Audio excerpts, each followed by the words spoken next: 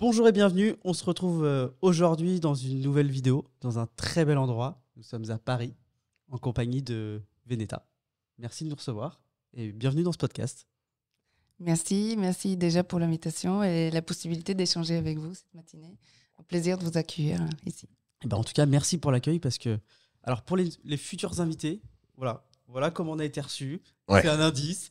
Voilà, à vous de faire mieux. Les tasses sont très sympas. Hein. Je sais pas ce qu'elles ont de spécifique, mais vraiment, non, on est dans un coin très sympa. L'immeuble a l'air très sympa. Dans le 8e, c'est ça? 8e, oui. Ah, on est dans le 8e arrondissement. Le parking à Paris a augmenté par contre. Oui, en fait, les prix affichés sont encore en francs, je crois. T'as payé 21 € pour 2 heures. 2h45. Ouais, donc les prix ont quand même bien évolué, mais ça reste sympa de venir à Paris. Et puis en plus, là, on va découvrir un profil très intéressant. Différent. Donc on va pouvoir te laisser. Alors, on a deux premières questions pour commencer, celles que je t'expliquais tout à l'heure. D'abord, le sujet de la présentation personnelle, mais tu peux commencer avant si tu souhaites. Soit tu commences par te présenter, soit tu commences en expliquant ton premier souvenir du coup entrepreneurial ou d'investissement. Mais étant donné qu'on t'a posé la question, qu'on le sait, on sait que ça va être plutôt un souvenir entrepreneurial. En sachant que pour information, pour nous, vendre des cerises à 5 ans parce que tu as décidé de vendre des cerises pour gagner de l'argent, c'est un premier souvenir entrepreneurial. Donc ça peut remonter il y a longtemps, et au plus c'est loin, limite au mieux c'est. Super, oui, c'est vrai que vous me faites voyager avec cette question. Parce que ça date un petit peu pour l'histoire et pour éviter tout questionnement futur. Je suis bulgare, donc je suis venue en France à 19 ans. Okay. Et j'ai fait mes études ici en France. Donc voilà, comme ça, il n'y a pas de doute là-dessus. Donc tu as passé ton diplôme d'architecte en France ? En France, oui, exactement. D'accord. Et tu parles plutôt très bien français ? Tu connaissais le français avant de venir ? Pas du tout, non, pas du tout. Mais bon, ça fait déjà 14 ans, okay. 14 ans que je suis en France. Donc j'ai eu le temps d'apprendre bien. Et juste du coup, avant d'enchaîner là-dessus, parce que c'est vrai que d'un point de vue culturel, c'est toujours intéressant. Qu'est-ce qui a fait que tu as fait le choix de venir en France et pourquoi tu es resté ? Ça fait partie de l'histoire. Mais je vais commencer avant. Allez, je te laisse alors. Donc, je vais commencer avant. Premier souvenir, c'est vrai que ça date un peu. Je pense que je suis devenue entrepreneur à l'âge d'environ 14 ans. Donc, ça date un petit peu. Et ça s'est fait complètement par hasard. En fait, je pense qu'il y a eu quelque part un signe ou ceux qui m'ont fait confiance, je sais pas, ils ont vu en moi quelque chose que moi je voyais pas forcément à l'époque. Je viens d'une famille très modeste, en Bulgarie, donc un pays complètement différent que la France, et avec une mère au foyer, plus tard salariée, donc pas vraiment dans le monde de l'entrepreneuriat. Okay. Un père qui bougeait souvent entre l'entrepreneuriat et le salariat et jamais trop soutenu par la société parce que c'est un pays qui ne soutient pas le petit business. Voilà, ça a été compliqué surtout dans les années 90. Donc voilà, c'était pas vraiment, j'avais pas cet exemple d'entreprendre et de réussir en fait. D'entreprendre oui, mais pas forcément la réussite qui va avec. Tu savais même pas forcément que c'était possible en fait à l'époque vu. Non, pas à 14 ans. En tout cas, c'était pas du tout déjà. Parfois, ça peut être illégal de faire travailler des enfants. Enfin, voilà, on va éviter ce sujet-là. Mais oui, complètement par hasard. Donc, mon histoire s'est orientée vers la mode. Donc, j'étais recrutée comme modèle environ à 13 ans. Yep. Dans un bus, complètement par hasard. Et rapidement, j'ai fait un concours de beauté en Bulgarie que j'ai gagné. Et qui finalement m'a permis d'aller en Chine pour un deuxième concours. À 13 ans À 13 ans. Donc à 13 ans, on m'appelle au téléphone, on me dit ouais, c'est cool, et du coup, la semaine prochaine, tu pars en Chine. Je dis ah oui, mais comment ça se fait ? Je n'ai même pas mon passeport en fait, parce que du coup, voilà, c'était pas évident de se projeter à ce point-là. Et donc, au final, c'était la surprise un peu du fait que j'avais gagné l'autre concours. Et c'était un concours de beauté internationale en Chine sur lequel je représentais la Bulgarie. Donc c'était assez... Donc tu avais gagné en Bulgarie. Oui. Il n'y avait pas de notion d'âge. C'était parce que du coup, comme tu disais, tu avais 13 ans. On ne doit pas avoir 18 ans ou 16 ans. Il y a... Non, pas forcément pour le concours national d'où tu viens. Okay. Mais effectivement, là en étranger, c'était un sujet. Okay. Donc les autres prétendantes et elles avaient autour de 20 ans. Ouais. Donc j'étais obligée de mentir sur mon âge, de dire que j'avais 18 ans. Ok. C'était pas légal, mais vu que j'avais gagné, en fait, voilà, c'était compliqué à envoyer quelqu'un d'autre. Et donc j'étais obligée un petit peu de. C'était quoi la marque? C'était Miss Kite of the World. C'est un vrai. Enfin, je suis pas spécialiste de la mode. C'est assez reconnu comme. C'est surtout que c'est un concours national pour la Chine. C'est vraiment très gros parce que ils ont la couture de survolant. Donc c'est ça en fait la fête des enfin c'est la Miss Survolant, hein, si on peut dire comme ça. D'accord. C'est un festival qui dure un mois sur place et donc c'est vraiment un très très grand événement pour eux. C'est pas très connu mondialement puisque ça reste un concours chinois, mais il y a une prétendante de chaque pays. Est-ce qu'on peut dire que c'est l'équivalent? Alors le seul que je connais, c'est Victoria's Secret. Est-ce que c'est l'équivalent de Victoria's Secret en Europe ou aux États-Unis? Je sais pas dans quelle mesure c'est développé. Plutôt le concours élite, non? Oui, plutôt concours élite ou plus Miss World ou quelque chose comme ça. Ah ouais? C'est plus dans ce sens-là, oui. Ah ouais. Puisque c'est vraiment international et il y a une fille par pays. Ah, c'est l'équivalent du coup un peu de Miss France en France et après avec Miss Univers. Exactement. Ah oui, ouais. Oui, c'est ça. Sauf en Chine du coup. Sauf que c'est en Chine et c'est lié à leur festival de survolant. Ah ok. Donc, Bon alors du coup t'as gagné ou pas? Et du coup j'ai gagné aussi. Ah t'as gagné? Et du coup Ah, c'est j'ai vrai? gagné aussi. Mais non. Oui. Donc au final je suis restée 3 mois en Chine. Donc c'était, je m'attendais absolument pas. Et puis c'était autre chose. Là, j'avais une maturité certes peut-être un peu plus élevée que les autres filles à 13 ans, mais clairement c'était quelque chose à arriver toute seule. J'étais absolument toute seule. Donc mes parents qui m'ont fait confiance m'ont acheté mon premier portable pour que je puisse avoir une connexion avec eux. Et finalement, je comprenais pas grand-chose. Donc ça, c'était mon premier, quelque part, moment où je me suis dit, OK, là, il faut que je m'entreprends déjà. Il faut moi-même que je me gère parce que c'est gros. Mais dans ce cas, t'arrêtes l'école et en plus tu disais que t'avais pas de passeport. 3 mois, oui. Non, mais c'est un 10 jours, j'ai fait mon passeport, je suis partie. On a fait 1 mois de préparatoire du concours parce que il y avait beaucoup de personnes, enfin, il y avait déjà beaucoup de filles, il y avait beaucoup de événements. C'est comme exactement comme Miss France, en fait. Il y a des visites dans des différents lieux culturels. Il y a... Ah oui. Oui, donc c'est vraiment préparatoire. Ouais, donc t'es resté 1 mois comme Miss France où ils vont Exactement. à Tahiti. Enfin, je crois qu'ils vont là-bas, ils font des poses en maillot de bain, etc. T'as fait tout ça, quoi. Exactement. À Donc 13 ans. à 13 ans.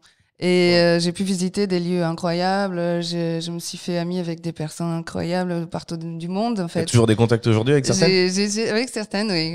Pas si dense parce que ça fait quand même il y a longtemps. Mais je garde de très, très bons souvenirs. Et donc, 1 mois de préparation. Après, le concours s'est fait sur 4 jours. C'était énorme. Il y avait des moments où il y avait 10 millions de personnes qui nous observaient. C'est de la Chine, en fait. Ouais. C'est une autre échelle. Et après ce concours, en local, en Chine, donc tu restes 3 mois, est-ce que tu deviens quelqu'un? Est-ce qu'on commence à te reconnaître? Est-ce que Oui, t'as déjà. une telle portée? C'était une portée déjà. J'ai gagné, donc j'étais invitée à rester 1 mois de plus dans un temple. C'est pas, enfin voilà, c'était vraiment pour apprendre à m'imprégner la couture chinoise. Donc ça a été vraiment quelque chose d'extraordinaire. Je sais pas si je réalisais à l'époque tant l'impact que ça a pu apporter sur ma personnalité, je pense. Mais c'était vraiment incroyable de pouvoir vivre tout ça. Et c'est vrai. Mais même déjà, en faisant le concours, c'était déjà quelque chose. Tu marches dans la rue, tout le monde t'arrête, prend des photos. Déjà, moi, je suis... participer, alors j'imagine le gagner, ça doit être encore... Déjà, je suis grande, blonde, donc sur place, déjà, c'était quelque chose. Il fallait marcher avec des personnes qui nous protègent. Enfin, voilà, c'était... Parce que les gens, ils se jettent sur toi pour faire des photos, tout toucher, tout parler. Donc, c'était vraiment très... très différent de ce que j'avais comme mon quotidien jusque-là. J'avoue que la transition Bulgarie, milieu modeste, genre Chine où tu deviens presque une star, waouh. Exactement, les gens ils t'offrent des choses, ils te donnent, et c'est très touchant parce que les gens ils sont très gentils, ils font de tout leur cœur. C'est clairement forcément un élément qui a changé ta vie. Oui, j'imagine à 13 ans. complètement, je pense. Je pense effectivement, là j'ai réalisé. En fait, je pense que j'ai appris déjà de compter sur moi, d'être responsable, d'être ouverte aussi, ouverte vers le monde et de vouloir plus. Parce qu'au final, c'est là où je me suis dit, mais si ça c'est possible, tout est possible en fait. Et ça a eu un impact, effectivement, je pense. Ok. Du coup, ça a duré concrètement, tu as été recruté à 13 ans. D'ailleurs, alors si, je le place là, mais du coup, moi, toute mon enfance, je voulais être acteur. Je l'ai déjà dit, mais et j'espérais qu'on me repère. Moi, ça m'est jamais arrivé. Il le dit à tous les podcasts. mais toi, du coup, tu as été repéré. Et donc, ça arrive. Ça arrive dans certains Ça arrive. Est-ce que ça peut arriver à 23 ans C'est jamais trop tard.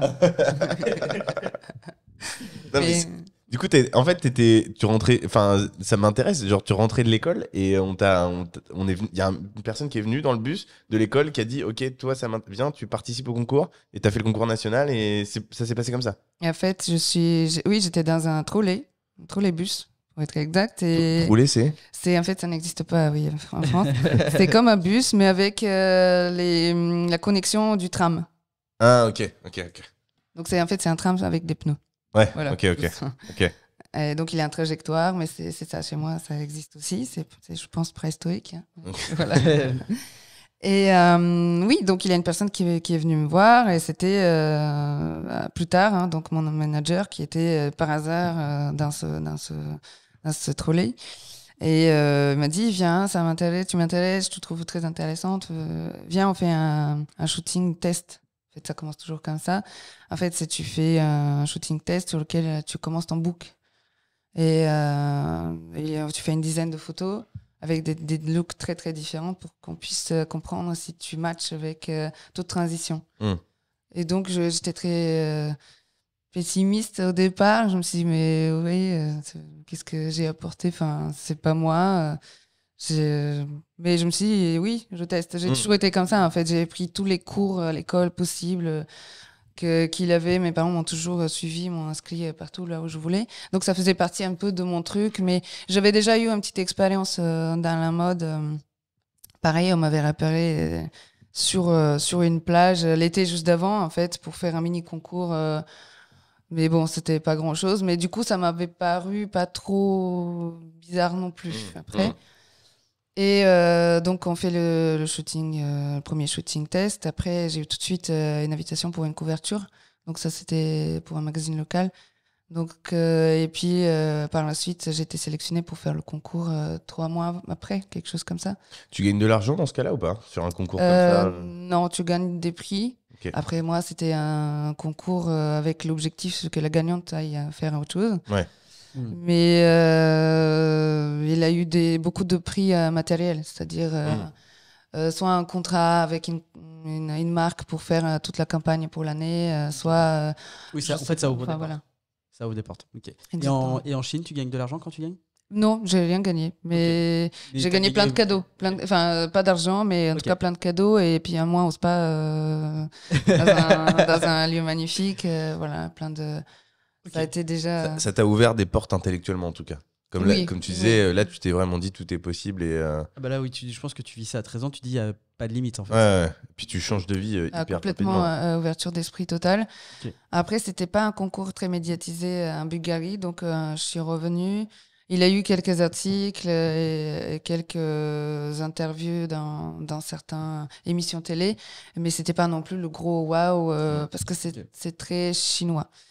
Mais sur le retour, ça a été compliqué parce que j'ai rencontré quelque part la jalousie, l'énervement de mes professeurs, de mes camarades d'école. Clairement, même les professeurs, ils étaient très méchants avec moi, mais très compliqué. À ce moment-là, c'est pas forcément de la fierté qui est autour de toi, c'est plutôt de la jalousie. Oui, donc j'ai eu, pas honte, mais j'ai eu une difficulté de parler du fait que j'ai gagné, que j'ai fait quelque chose. J'étais gênée. Ça doit être bizarre le contraste parce que tu vas en Chine où tu sais pas ton pays, tu connais personne, t'es une star, les gens t'adorent, et tu rentres chez toi là où t'es en sécurité, c'est ton cocon, et les gens te jalousent. Donc ça doit être, à 13 ans, ça doit être très très très violent. Très compliqué. Donc du coup, mes professeurs m'ont dit, oui, bah toi tu pars faire ta belle en Chine. Maintenant, bah tu es comme tout le monde, il a des examens en fin de mois, donc. Et t'as 600 maths. Voilà. Alors, du coup. Alors j'ai une question qui va être border, mais j'ai envie de la poser parce que j'ai été en Bosnie et j'ai travaillé en Croatie. Est-ce qu'il n'y a pas un sujet culturel et il n'y a pas un sujet aussi de la position du pays? Je m'explique. Est-ce que le fait qu'un pays soit dans un niveau économique par rapport à d'autres, peut-être au milieu, voire en dessous par rapport à certains, ça peut pas renforcer la jalousie des locaux, et deux, le fait qu'il y ait une réussite, du coup, et avoir une frustration de se dire que c'est beaucoup plus compliqué pour eux. Tu vois, j'ai le sentiment, par exemple, aux États-Unis, on jalouse peu ou pas. En France, on jalouse un peu. Et dans ces pays-là, on jalouse encore plus. Et au plus tu vas dans un pays où il y a un niveau jusqu'à un certain moment, je pense que par exemple, tu vas en Indonésie ou en Afrique, j'ai pas le sentiment qu'il y ait cette jalousie parce que du coup, ils sont presque résignés en se disant de toute façon, c'est trop compliqué pour nous de réussir. C'est le sentiment que j'ai de l'extérieur, hein, je me trompe peut-être. Mais du coup, tu vois, j'ai vraiment eu ce sentiment partagé. Quand je suis allé en Croatie, j'ai travaillé en Croatie 2 mois. Il y avait beaucoup de personnes plusieurs personnes qui étaient vraiment jalouses en disant de toute façon, t'as de la chance, t'es français, etc. Et donc, je peux le comprendre. Mais du coup, c'est quoi ton partage d'un point de vue culturel, vu que tu connais mieux la culture locale? Pourquoi il y a cette jalousie selon toi? Parce qu'effectivement, il y a cette ouverture d'esprit qui est inconnue. Je pense il faut se donner le contexte. C'est un pays ex-communiste où je pense l'état d'esprit était extrêmement fermé. Et même pour moi, la génération juste qui est née à la fin. Ouais. Ça a été, je pense, transmis par des parents, par cette génération ancienne où il faut pas faire, il faut rester dans les cases, il faut rester à ta place, faut pas oser plus. De toute façon, tu ne l'auras pas. C'est l'ex-Yougoslavie? Non, la Bulgarie n'a jamais été non, ça n'a pas fait partie. Union, non, pas du tout. Mais politiquement, on était communiste. Ok. Avant donc toi, c'est plus pour toi culturel. Culturelle, oui, et puis surtout, voilà, elle qui ose, qu'est-ce qu'elle croit, pourquoi elle se croit différente, enfin voilà. Oui, parce que communisme, c'est vraiment l'idée que chaque être humain, tout le monde est identique et au même niveau. Il faut pas qu'il y en ait un qui dépasse, quoi. Oui. Okay. Donc forcément, s'il y en a un qui sort du lot et qu'on voit un peu plus et on voit la tête qui dépasse, c'est peut-être que je me trompe, mais après, peut-être c'est normal à 13 ans d'être jaloux un peu de ta camarade qui est partie. Et je pense que s'ils ont entendu de moi d'avoir une grosse tête en revenant, d'être très fière, alors que moi, j'étais très timide à l'époque. Faut savoir que j'étais vraiment dans mon coin, j'étais pas une diva ou quoi que ce soit. Voilà, comparé à d'autres qui, à mon âge, étaient très maquillées, très ouvertes et autres. Moi, en quotidien, j'étais très sobre, en fait. Okay. Donc, je pense qu'ils s'attendaient que je devienne plus, alors que je suis restée la même. Est-ce qu'ils ont pas compris ou ils ont voulu juste me rabaisser? Il faut se dire aussi que j'étais dans une école où moi aussi j'avais des problèmes comme plein d'autres enfants, avec d'autres enfants violents qui étaient manipulateurs, qui étaient méchants, tout simplement gratuitement, avec d'autres. Donc je faisais partie de ceux qui se font harceler un petit peu de base. Okay. Et donc, j'ai une question, est-ce que tu y retournes maintenant en Bulgarie? Est-ce que tu as encore des contacts avec ces personnes? Est-ce que tu y vas des fois? Alors les personnes qui m'ont harcelé, non. Ok. Voilà. Sinon, j'y retourne, oui. J'essaie de plus souvent d'y retourner. Maintenant, avec le temps, c'est un peu compliqué, mais 3 fois par an minimum. Okay. Donc, tu as de la famille, des attaches là-bas encore? Tout le monde, oui. Okay. Toute ma famille est sur place. Okay. C'est intéressant parce qu'on sent quand même, tu vois, tu l'as évoqué brièvement, mais du coup, cette partie harcèlement, elle a peut-être aussi touché ta personne et il y a aussi une forme de revanche, peut-être, je sais pas si c'est encore le cas aujourd'hui, mais où tu as envie... Moi, j'ai aussi un peu ça, moi. J'ai beaucoup déménagé et je mangeais... Enfin, je sais pas si ça t'est arrivé aussi, mais moi, je mangeais tout seul à la cantine. Quand tu es au collège, alors je sais pas l'équivalent en Bulgarie, mais que tu manges tout seul et qu'il y a personne qui veut manger avec toi à ce moment-là, c'est hyper dur. Franchement, c'est hyper violent, dur. Et c'est des moments où tu te sens tout seul. En plus, à cet âge-là, t'as pas de téléphone. Enfin, je veux dire, aujourd'hui, tu manges tout seul, tu sais ce que t'as à faire. T'as ton business, t'as tes affaires. Ouais. Je veux dire, là, je pense qu'aujourd'hui, tu manges tout seul, tu t'en fiches. Mais à cette époque-là, quand t'es tout seul à l'école, que t'as que ça, et que c'est le moment où justement t'es censé t'épanouir et on te dit comment ça va avec tes copains et qu'en fait t'as pas de copains, non, c'est pas simple. C'est pas simple. Mais du coup, ça crée des caractères et ça crée des parcours inspirants que tu vas pouvoir nous développer. Exactement, je suis d'accord avec toi. Non, nous, on n'avait pas de cantine sur une éducation de demi-journée, heureusement. Donc, pas de cantine, mais effectivement, j'avais 2-3 copines les plus timides, quoi. On était un peu les geeks, les losers, tu vois. Je faisais partie des losers, moi, clairement. Et c'était parce que c'était mon choix aussi, quelque part. J'étais bien dans ce... Ouais. Enfin, pas loser, mais j'étais pas... T'étais pas la fille populaire non, dans les pas séries du américaines. Pas du tout, oui. Non, j'avais pas du tout envie d'être à cette place-là. Et c'est justement ces filles-là, par contre, qui harcelaient un peu... En général. Voilà. Donc, mais c'est compliqué, oui, c'était compliqué. Ça m'a rendue beaucoup plus forte. Je pense aujourd'hui, je suis là. Merci à tous ceux qui m'ont harcelé et qui étaient pas gentils avec moi. Franchement, je suis persuadée que ça fait partie de la création de mon caractère. Ah, mais c'est sûr, j'en suis persuadé. Moi aussi, c'est venu à ça. Alors, je suis peut-être pas. Enfin, maintenant, je commence à passer à autre chose. Je sais pas si je suis jusqu'à dire merci. Je sais pas si j'ai autant avancé que toi. C'est Jean d'Ormesson qui dit ça. Mais Il dit merci pour les roses, merci pour les épines. Je crois que c'est sa phrase. Probablement, mais non, mais c'est sûr que c'est intéressant et souvent, nous, on rencontre du coup pas mal d'entrepreneurs, d'investisseurs, et tu te rends compte qu'il y a des choses qui se sont passées. Soit c'est personnel, lié à la famille, perte d'un proche, etc. Soit ça peut être des sujets liés à l'école, parce que c'est vrai qu'à ce moment-là, bah, tu te sens, c'est difficile. Et puis surtout, toi en plus, tu as connu pic de gloire, tu reviens à la réalité, enfin voilà, ça doit pas être facile, parce que du coup, tu commences par ça à 13-14 ans, mais jusqu'à 19 ans, qu'est-ce qui s'est passé avant que tu arrives en France? Tu es resté dans un système scolaire classique, tu as continué un petit peu cette forme d'entrepreneuriat. Ça a été quoi la suite pour toi? En fait, je me suis dit que pour du coup leur prouver que non, je vais pas faire ma diva, ma belle, je vais toujours rester moi-même. Donc j'ai dû en 2 semaines compenser 3 mois d'absence à l'école pour pouvoir passer mes examens. Donc moi j'ai mis les efforts doubles et finalement il n'y a pas eu de différence. J'ai réussi tous mes examens sans aucun problème. Et j'ai continué dans la même école, toujours le même parcours, sans du coup mentionner aucunement mes activités d'à côté. Moi, j'ai continué le mannequinat après, j'ai continué les magazines, j'ai continué. Donc, ils me voyaient, mais c'est tout. Il n'y avait plus d'échange là-dessus. La haine a continué, mais voilà, je faisais avec. Jusqu'à ton départ de Bulgarie, ça a continué jusqu'à tes 19 ans? Oui. Oui, ça a été. Est-ce que, je te pose la question, est-ce que c'est en partie à cause de ça que t'es parti ou pas? Non, pas du c'est tout. pas lié à ça. Pas du tout, mais vraiment rien à voir. Moi, j'ai terminé mon lycée là-bas, donc mon parcours classique, dans la même classe que les gens que j'aimais pas et qui m'aimaient pas. Et j'ai appris de vivre avec. Et voilà, je me suis concentrée sur autre chose. Parce que t'habitais dans une petite ville ou t'étais dans Non, Sofia, la capitale. Ok. Mais juste que j'étais dans une école que j'aimais.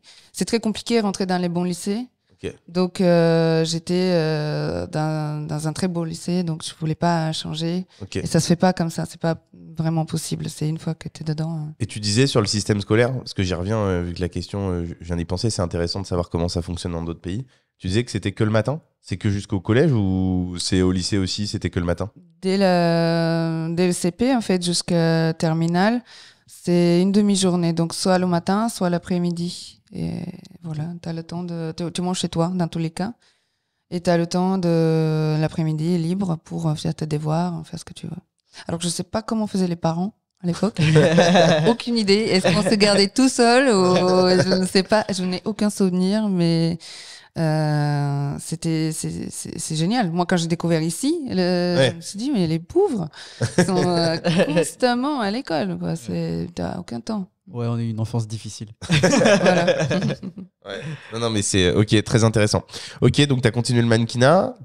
Est-ce que tu as eu une forme de réussite dans le mannequinat? Tu peux nous décrire un petit peu ce parcours avant de venir sur l'investissement et l'entrepreneuriat? Oui, donc pour moi, là, ce que je viens de raconter, c'était pas encore l'entrepreneuriat. Ça a commencé juste après, je pense, vers 14 ans, 15 ans, où mon manager de l'agence m'a annoncé qu'il va partir reprendre des études en Angleterre. Et donc, on termine avec l'agence. Donc, il me dit, oui, je peux pas gérer de là-bas, c'est trop.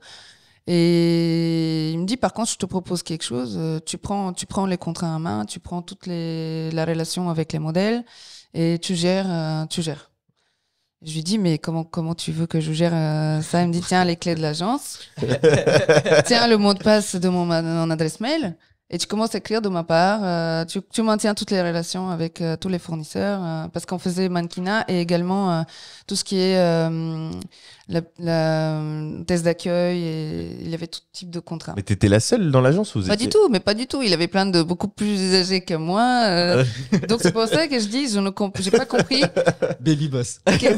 Mais oui, mais qu'est-ce qu'il a vu à moi? C'est pas comme si je me sentais plus différente, mais il a vu quelque chose pour me présenter ça, enfin pour me demander ça.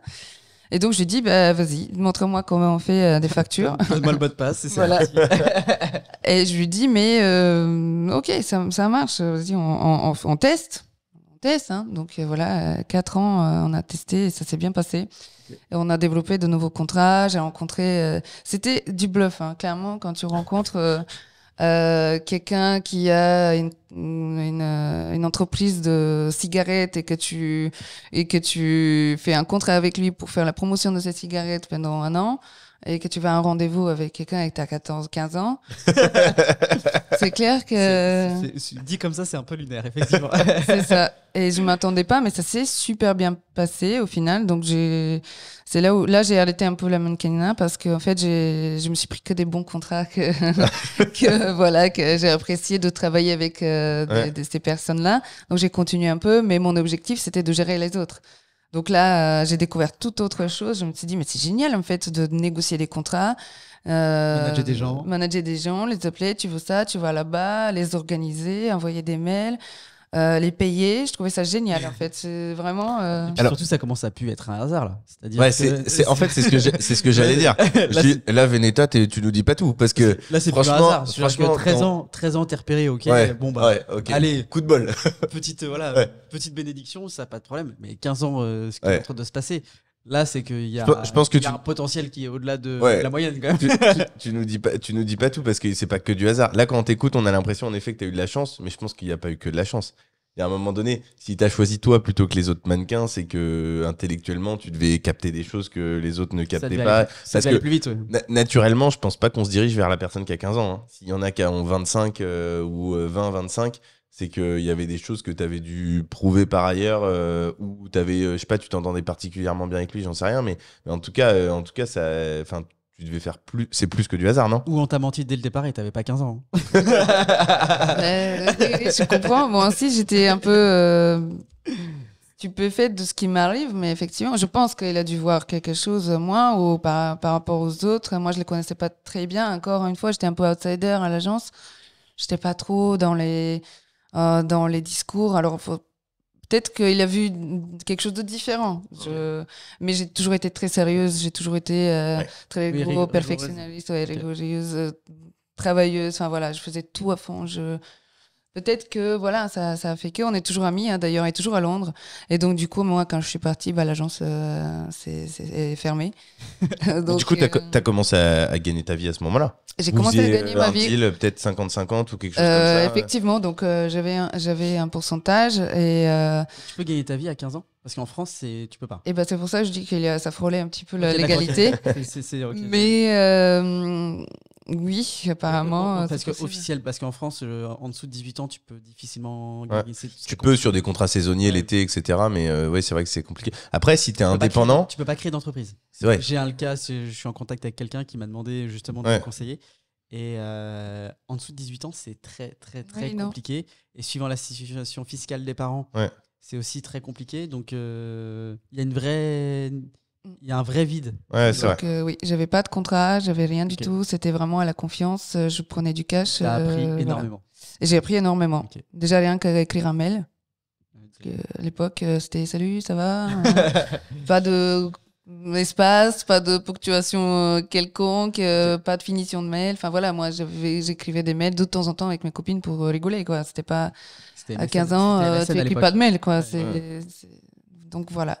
Écrire un mail déjà, se donner allure de quelqu'un qui maîtrise son sujet, sans forcément que ça soit... Bah oui, quand tu vas rencontrer quelqu'un qui a 50 ans et que toi tu as 15, franchement, ça le fait pas. Donc j'ai appris de me mettre à niveau, oui, de gagner la confiance en fait, et gérer des gens.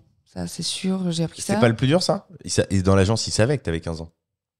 Non, on se connaissait pas trop. Oui, c'est vrai que c'était jeune, ah oui, ça c'est sûr, oui. Ouais. Ça, ils savaient. Mais bon, c'est moi qui l'ai payé, donc au final. Ok, t'as vite appris. Intérêt d'être gentil, oui. C'est ça. Et puis, entre-temps, j'ai développé la marque de ma tante qui a décidé d'entreprendre et de faire un magasin de vêtements. Et c'était une franchise qu'elle a prise. C'était une franchise qui n'existait pas encore en Bulgarie, donc elle l'a fait intégrer. Et donc, je l'ai aidé pour développer sa marque. On a fait le shooting ensemble. Donc, j'ai un peu managé la campagne. Marque connue? Marque, ça s'appelle Aftershock. Donc, c'est anglais. Okay. En Angleterre, ça existe. En Bulgarie, ça n'existe plus. Elle a fermé la boutique. Mais à l'époque, on a fait tout ensemble. Et après aussi, j'ouvrais le shop, en fait, samedi et dimanche.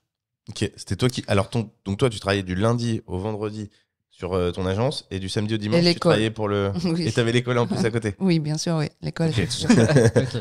Et le samedi, dimanche, oui, j'ouvrais le shop et je vendais. En fait, j'étais vendeuse. À ce moment-là, je tenais la caisse. Enfin, voilà, c'était... Et ça, c'était génial. C'était vraiment... Mais ça me paraissait tellement simple. C'était du loisir. Clairement, ça me passionnait de faire, d'entreprendre, d'être là, d'avoir des responsabilités. Pour moi, c'était évident. Ça gravite toujours plus ou moins autour de la mode, quand même. À l'époque, oui. Oui. T'aimes ça encore un peu? Oui, j'aime encore, oui. Clairement. Non, parce que, en tout cas, c'est la sensation que ça donne, que t'aimes encore la mode. Oui, j'aime encore la mode. Ok, non mais hyper intéressant. Donc ça a été jusqu'à tes 18-19 ans. 18-19. Oui. C'est comme en France, je suppose qu'au lycée, tu as l'équivalent du baccalauréat et tu es diplômé pareil vers 18-19 ans. C'est pour ça que certainement tu es venu en France ensuite. Exactement, oui. Qu'est-ce qui a fait pour toi le déclic de passer de la Bulgarie? Déjà, pourquoi la France? Parce que je suppose qu'à ce moment-là, tu disais que tu parlais pas français. Donc tu aurais pu choisir l'Allemagne, l'Angleterre, les États-Unis, enfin plein d'autres pays. L'Italie et autres. Pourquoi la France et pourquoi à ce moment-là et pourquoi l'architecture? Enfin, pas trop de questions d'un coup, mais voilà. Les étapes. Oui, ça se suit derrière. Effectivement, donc oui, j'ai terminé, c'est l'équivalent de terminale et bac, sauf que moi, quand j'ai terminé, c'était une année sans bac, donc sans examen spécifique. Et donc, il prenait la moyenne des 5 dernières années sur toutes les notes. Contrôle continu sur 5 ans. Oui, okay. 5 ans, donc c'était pas mal. Ouais, c'était, je pense, plus chaud même d'ailleurs. 5 ans, ouais. Donc voilà, après, nous, c'est une notation jusqu'à 6. Donc 2, il n'y a pas de 0 et 1, c'est 2, 3, 4, 5 et 6. Donc moi, je terminais à 5,98 sur 6. Ouais. Donc c'était pour te dire que pour vous dire que pour moi l'éducation c'était toujours aussi important. J'ai jamais dit ok, je vais pas étudier, je m'en fiche, moi j'ai mon chemin. Il y a des choses que tu faisais mal ou pas? Ouais. C'est ce que j'allais vous dire. Oh, sûrement. Mais... attends. Non, mais ça a l'air très beau, mais effectivement le chemin il est quand même ça a été facile.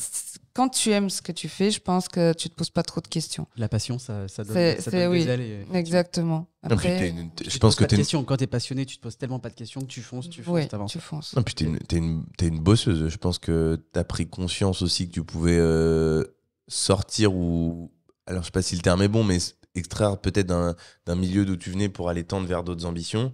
Et donc, du coup, tu voulais fournir un travail qui était, qui semble assez démesuré parce que du coup, je vais poser une autre question. Est-ce qu'avant 18 ans, tu sortais quand même le week-end les trucs style boîte de nuit, etc., ça t'intéressait ou non, pas du tout et tu t'étais focus travail uniquement? Oui, je sortais beaucoup, oui. Ah ouais, en plus.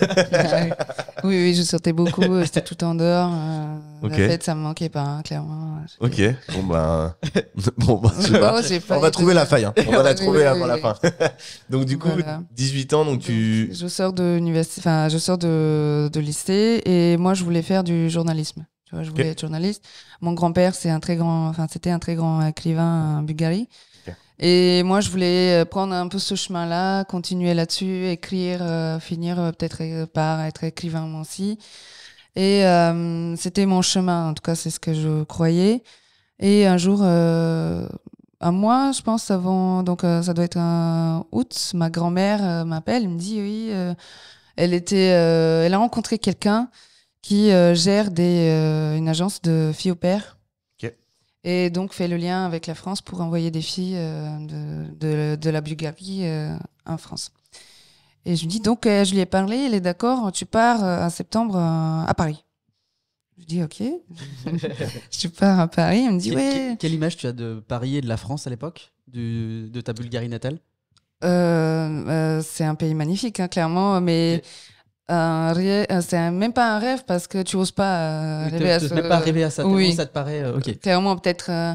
Enfin, je me suis jamais dit dans ma vie que je vais aller vivre ailleurs ou je vais faire autre chose. Un peu une vie un peu tracée où j'allais être comme les autres, entreprendre les études, se marier. Enfin voilà, j'avais déjà une demande de mariage. Enfin voilà, j'étais un peu dans un optique de tracer. Oui. J'étais pas du tout dans un objectif de ça y est, allez, c'est parti, la Tour Eiffel. Okay. Oui, donc du coup. Est-ce qu'on est déçu quand on arrive à Paris ou ça correspond Non, t'es pas déçu. Je suis là, c'est que. C'est vrai. Et oui, donc je me dis, tu vas prendre quelques cours en français et puis tu vas partir en septembre si tu es d'accord. Mais en tout cas, c'est très compliqué en fait à rentrer dans ces agences-là. Okay. Il y a une grosse exigence. Elle me dit, moi j'ai tout arrangé, demain viens, tu rencontres les personnes, etc. On fait les documents, tu y vas. Je dis, mais moi j'étais prise dans une université pour faire du journalisme. En Bulgarie? Oui, donc un mois plus tard, j'étais censée démarrer mon éducation. Et donc je lui dis, bah, vas-y. Ma grand-mère, elle était une éternelle amoureuse de la France, du français, de Paris, de la cuisine, de la couture, de tout. Elle parlait français. Et c'est un peu son rêve quelque part où elle était en train de me transmettre. Ouais, c'est projeté. Voilà, et c'est un peu, c'était pour elle, ça y est, c'est le rêve réalisé. Et moi, j'aimais beaucoup ça chez elle. C'était quelque chose qui m'a été cher. Je me suis dit, si je peux lui faire plaisir aussi, c'était pour moi déjà. En fait. Exactement. Donc j'étais très heureuse. Et je lui dis, mais vas-y, c'est parti, comme pour la Chine. Je lui dis, ouais, ok, bah c'est la deuxième fois que ça m'arrive. Ok, j'y vais. J'y vais, j'ai appelé ma mère et mon père, je leur ai dit, bah, il y a ça et ça, donc je pense que c'est une bonne opportunité, j'y vais pour voir. Et donc, un mois plus tard, je suis partie, j'ai choisi une famille qui habitait à l'époque à Chatou. Donc, côté de Paris? Côté de Paris, banlieue. À l'époque, je comprenais pas trop le système de banlieue, tout ça, pour moi, c'était Paris. Donc, c'est Paris, voilà. C'est au milieu à peu près, c'est Paris. Voilà, c'était Paris. Okay. Une femme avec un gosse de 5 ans. Et j'avais un contrat de 6 mois scolaire, donc ce qui correspond au premier trimestre. Donc c'était jusqu'à février. Okay. De septembre à février, quelque chose comme ça. Quand tu dis contrat, c'est-à-dire fille au père, concrètement, tu t'es pas rémunéré, t'es juste indemnisé T'es logé, blanchi, et j'avais un salaire de 80 € par semaine. D'accord, ok. Et tu devais garder l'enfant 24 sur 24. D'accord. Donc okay. tu habites dans le logement, donc tu as disponibilité constamment. Et donc il y avait un enfant et un couple? Non, juste une maman. Okay. Donc le couple était déjà séparé, donc il y avait elle et son fils. Et t'as des demandes autres que garder l'enfant, genre nettoyage et tout, ou non, on te fait que... Ça, c'était pas convenu, non, je n'avais pas. Après, c'était normal de ranger, ouais, c'est ça. Entretenir un minimum. On habite ensemble, donc en fait, c'est un peu la vie en famille. Donc tu prends des tâches qui... T'as des contacts encore avec cette famille? Oui, j'ai des contacts encore avec cette famille, oui. Ok. Et donc ça a commencé comme ça. Moi, je parlais pas du tout français malgré les quelques cours que j'avais pris. Je savais dire certains éléments, mais en fait, quand tu arrives en France, tout le monde parle aussi vite avec tous les mots un peu mâchés à l'envers et tout. Donc en fait, je comprenais absolument rien. Donc il y avait ce choc-là, mais en famille, je parlais en anglais. Et avec le petit garçon, en fait, on se parlait pas trop. On se comprenait, en fait, on se donnait des signes. Je sais pas comment on se débrouillait, mais avec le petit garçon, on arrivait à se comprendre sans forcément se parler. Et avec la maman en anglais. Okay. Rapidement, j'ai rencontré des personnes bulgares ici. Tu sais, quand tu pars à l'étranger, exactement, tu retrouves un peu ton chez-toi pour retrouver un peu de confort.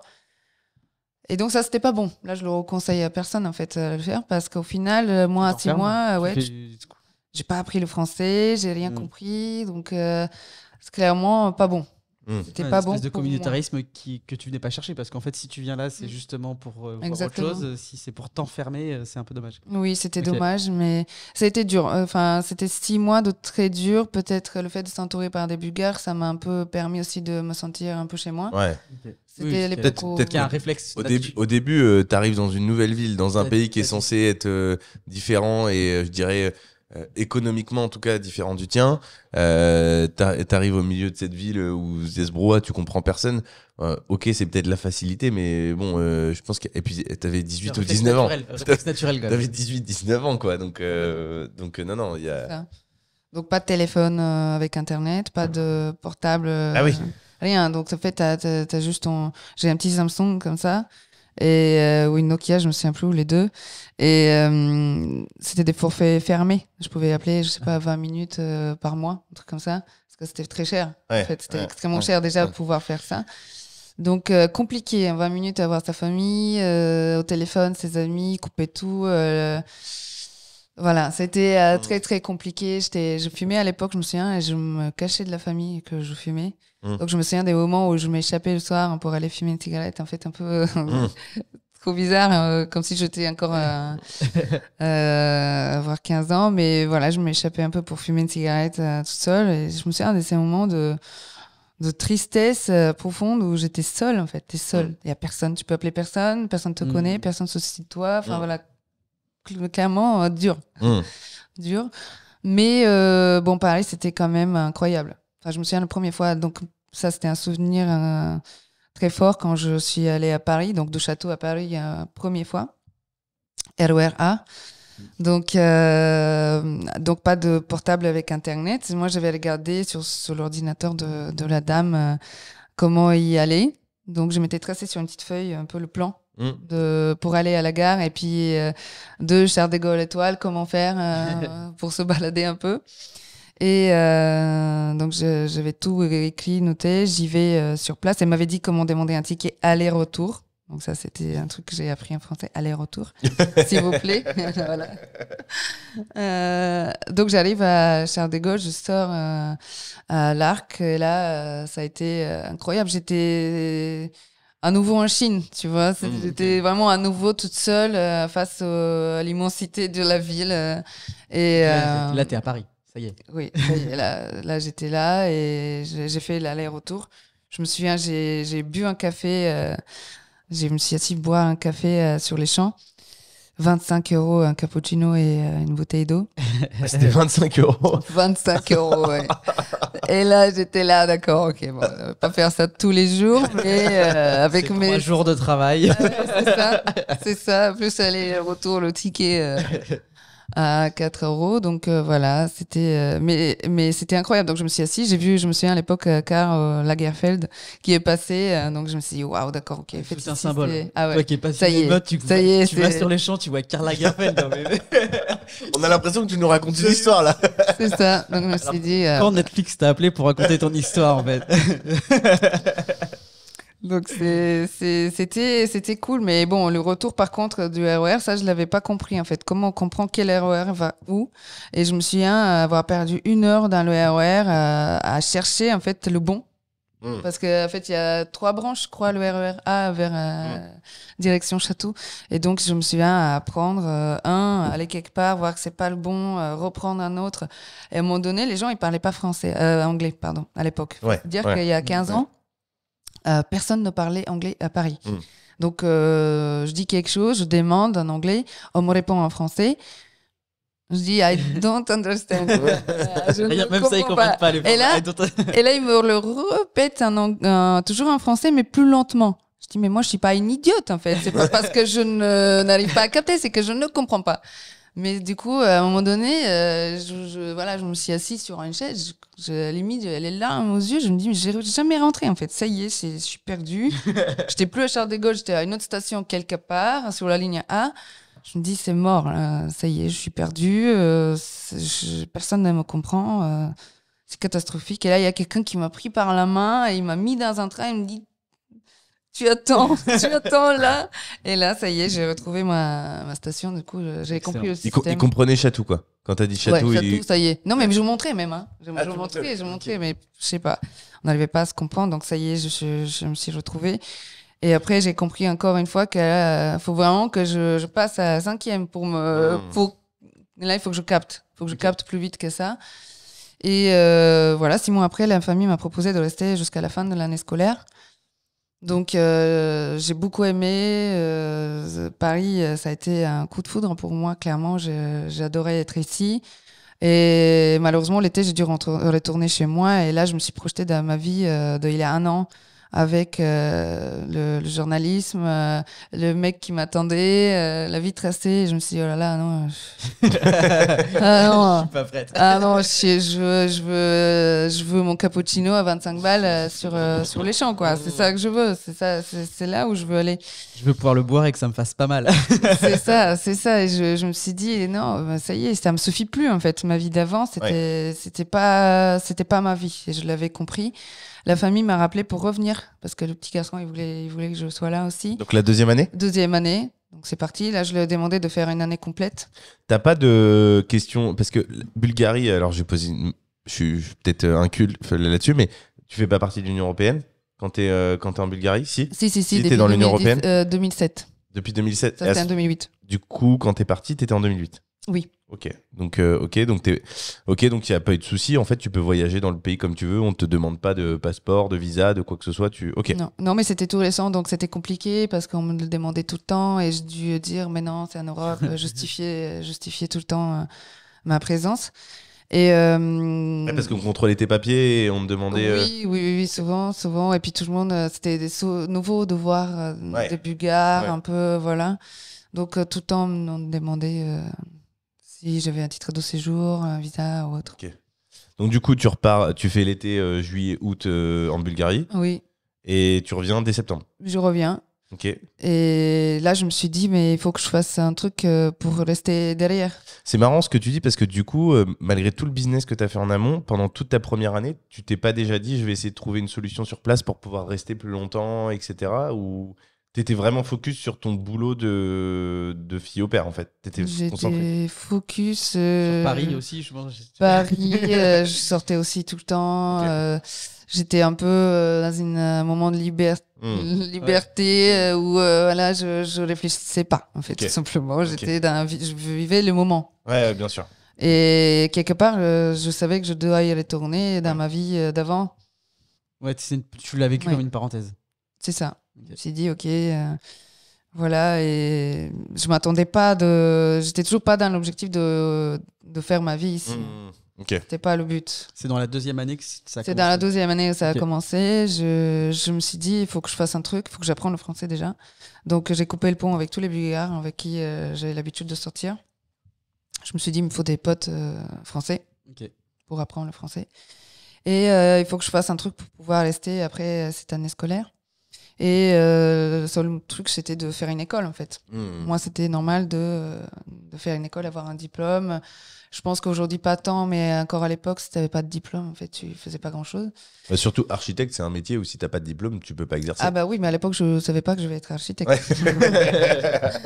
C'est pas faux. Donc, je me suis dit, mais qu'est-ce que je voudrais faire ? Dans l'absolu, je me suis dit, dans l'absolu, là, aujourd'hui, on te dit, tu peux faire tout ce que tu veux, qu'est-ce que je veux, en fait. Ça, c'est compliqué de se dire, mais qu'est-ce que je veux ? Mais déjà, à ton âge, à cet âge-là, se poser la question, déjà, c'est bien. Après, là où je relativiserais, c'est que tu savais un peu parce que tu voulais être journaliste. Oui, mais là, c'était impossible, je parlais pas français. Ouais, mais après. Là, je vais mis à l'écart cette possibilité. T'as eu plein de défis qui ont été relevés avec brio, d'après ce que tu nous racontes. Donc, t'aurais pu tenter cette aventure-là. Peut-être que du coup, t'avais des. Non, c'est vraiment la langue. Tu t'es dit, je parle pas français, donc je ferai pas journaliste. Oui, trop compliqué. Le français, c'est quand même compliqué. Je fais encore des erreurs et des fautes voilà. Nous aussi, t'inquiète pas. Honnêtement, tu t'exprimes vachement bien et surtout, ce qui est intéressant, t'as beaucoup de vocabulaire. T'as du vocabulaire. Ouais, t'as beaucoup de vocabulaire. Et ça, c'est assez surprenant pour une personne dont c'est pas la langue native. Et surtout, moi, j'utilise aussi du vocabulaire quand je m'exprime et tu le comprends à chaque fois. Donc, et c'est pas le cas de. Enfin, je vois que je peux parler normalement, ça pose aucun problème. Tu oui, tout à fait. Oui. Et parce que des fois, il y a des mots que tu utilises, je peux comprendre d'ailleurs. Donc, non, t'aurais probablement fait une très bonne journaliste. Oh, merci, mais ça aurait été plus compliqué. Mais ta vie n'est pas finie, peut-être que c'est ça, c'est vrai.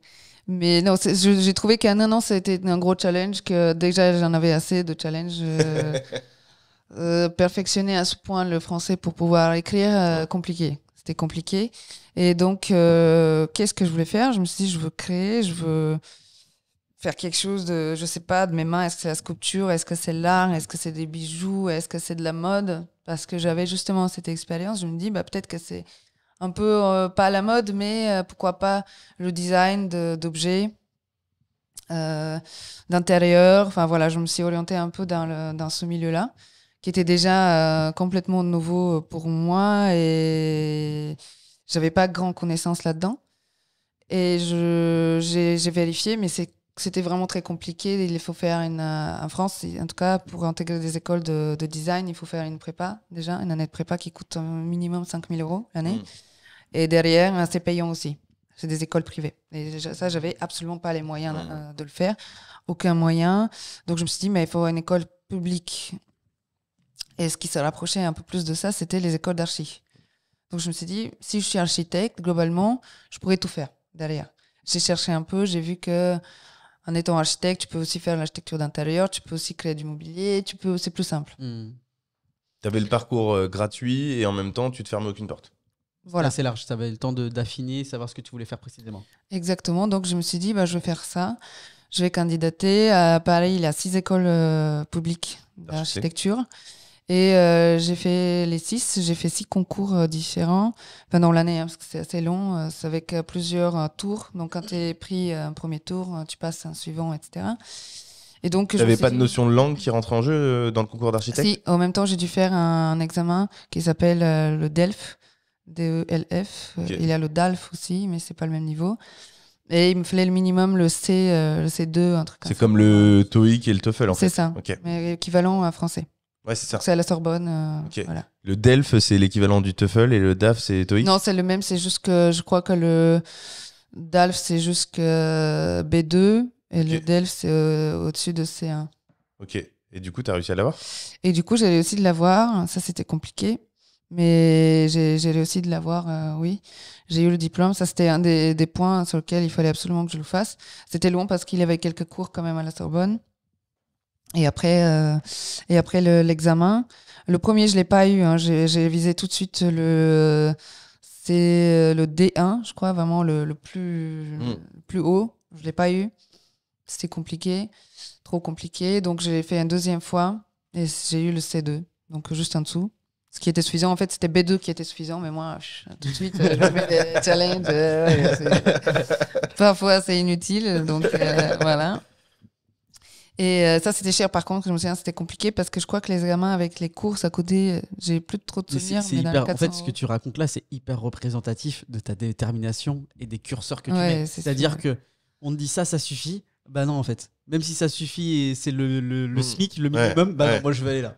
Ouais. Même si c'est pour ce que je veux faire, ça sert pas concrètement, mais quand même. Ouais, c'est parfois, encore une fois, c'est inutile. En fait, je pense que on a les défauts de ses qualités, tu vois. Oui. Mais c'est pour se mettre des barrières parfois. On peut faire simple parfois. Voilà. Ouais, pour se mettre des petits bâtons dans les roues, des fois, c'est plus drôle. Ouais, tout ça, comme ça, pour se faire plaisir. Donc, c'était 400 €, c'est ça? Oui, l'examen plus les petits cours d'avant. Ouais, donc c'était compliqué à faire la deuxième fois. J'étais presque découragée. Je me suis dit, si je le fais, j'échoue encore. Déjà, l'échec, c'est compliqué à accepter l'échec quand t'aimes bien des challenges. Donc, bon, je me suis dit, là, il faut vraiment que j'y arrive. Et ça, c'était bon, j'ai réussi, pas de souci par rapport à ça.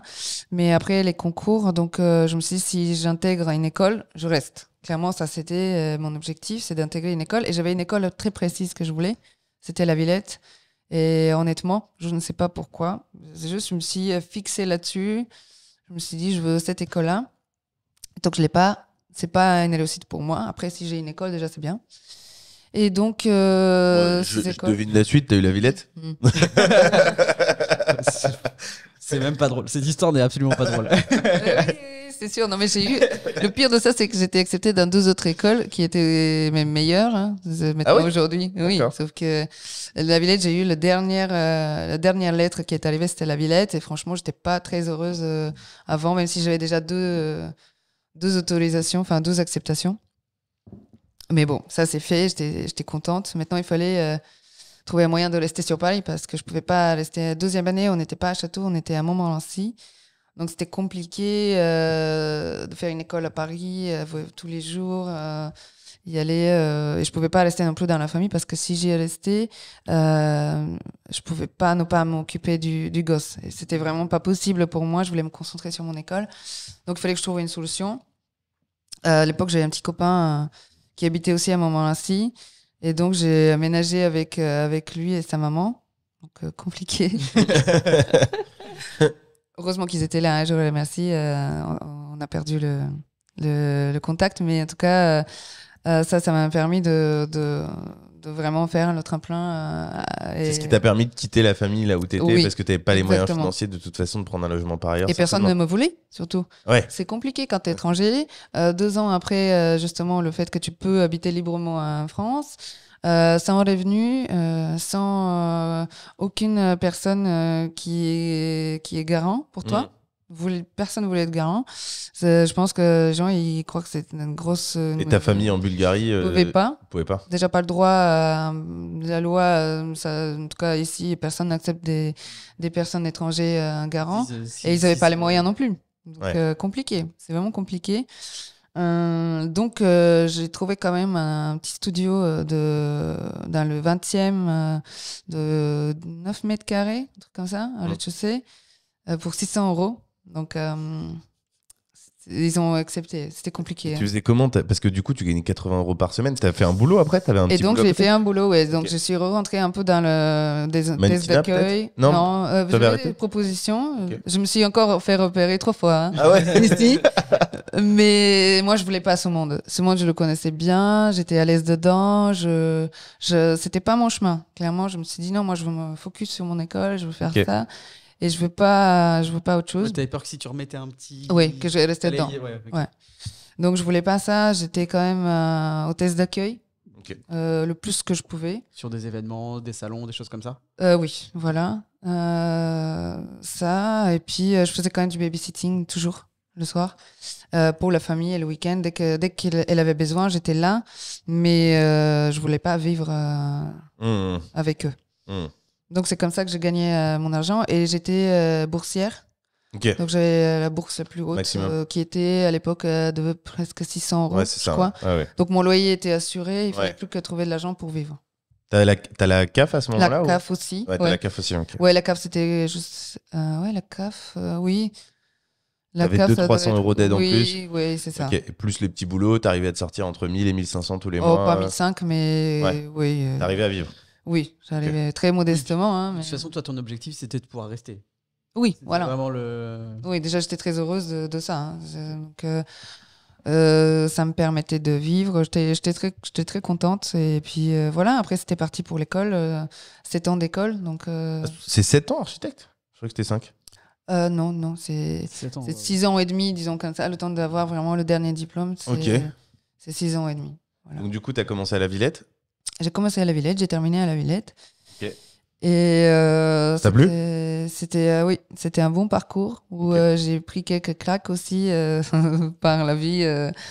Ça toujours dans ce sens-là où faut se réveiller en fait à un moment donné. Il faut se dire ok, maintenant dès que tu deviens trop confortable en fait, c'est là où c'est le danger que tu ne te challenges plus en fait. C'est là où tu veux en détailler une ou deux de claques que tu as pris pendant Ouais. Première année, j'étais avec un... Alors moi déjà, je ne savais pas ce que c'était l'architecture. Hein. Je vais rentrer pour faire après ce que je voulais faire. Et je me suis dit, c'est génial, il faut savoir dessiner. Je savais dessiner, c'est cool. J'ai visité des bâtiments, j'ai regardé. Mais qu'est-ce que c'est que l'architecture et l'architecte? Moi, je ne savais absolument pas.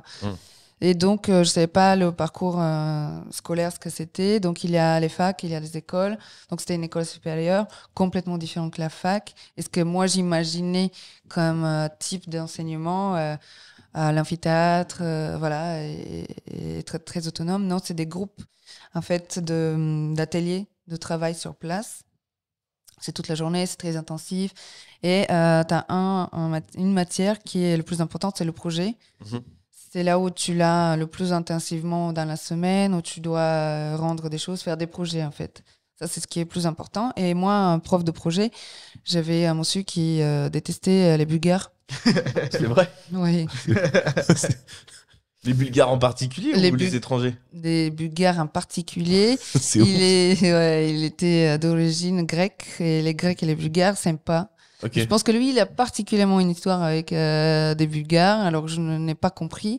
Et ça, dans mon 3e semaine, je pense, on se croise avec ce monsieur dans le métro.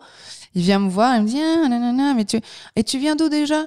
Je dis Bulgarie. Moi, je savais pas, hein, sinon j'aurais dit autre chose. Bulgarie, il était Et là, il s'est retourné, il est reparti. Et là, j'étais là. Ah oui, d'accord, ok, bon. Et tous les Bulgares, il y avait 3-4 Bulgares, d'autres qui étaient dans l'école, dans les classes, dans les années supérieures, elles sont venues me voir, elles m'ont dit, ah, c'est toi, Veneta? Change tout de suite de prof, change de prof. Avec ce prof, il n'a jamais eu une Bulgare qui est passée au-dessus de la première année. Parce que si tu passes pas le projet, tu redoubles l'année. Et si le prof dit que t'es pas bon, en fait, tu redoubles même pas. T'es jeté de l'enseignement. Donc là, elle a un gros stress. Elle me dit, je vais vivre un enfer. T'as pris le challenge, je suis sûr, t'es resté avec ce prof? Non, j'ai essayé de changer. Ils m'ont dit non, change pas de projet. Et j'ai dit, mais vous savez le problème de la discrimination que cette personne a vis-à-vis des étrangers, et d'autant plus des Bulgares. Oui, on le sait. Oui, mais si on fait une exception, tout le monde va vouloir.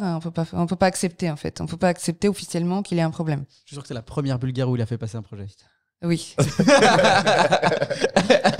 Et en plus, j'ai eu 14. Il n'avait pas le choix. En plus, j'ai eu 14.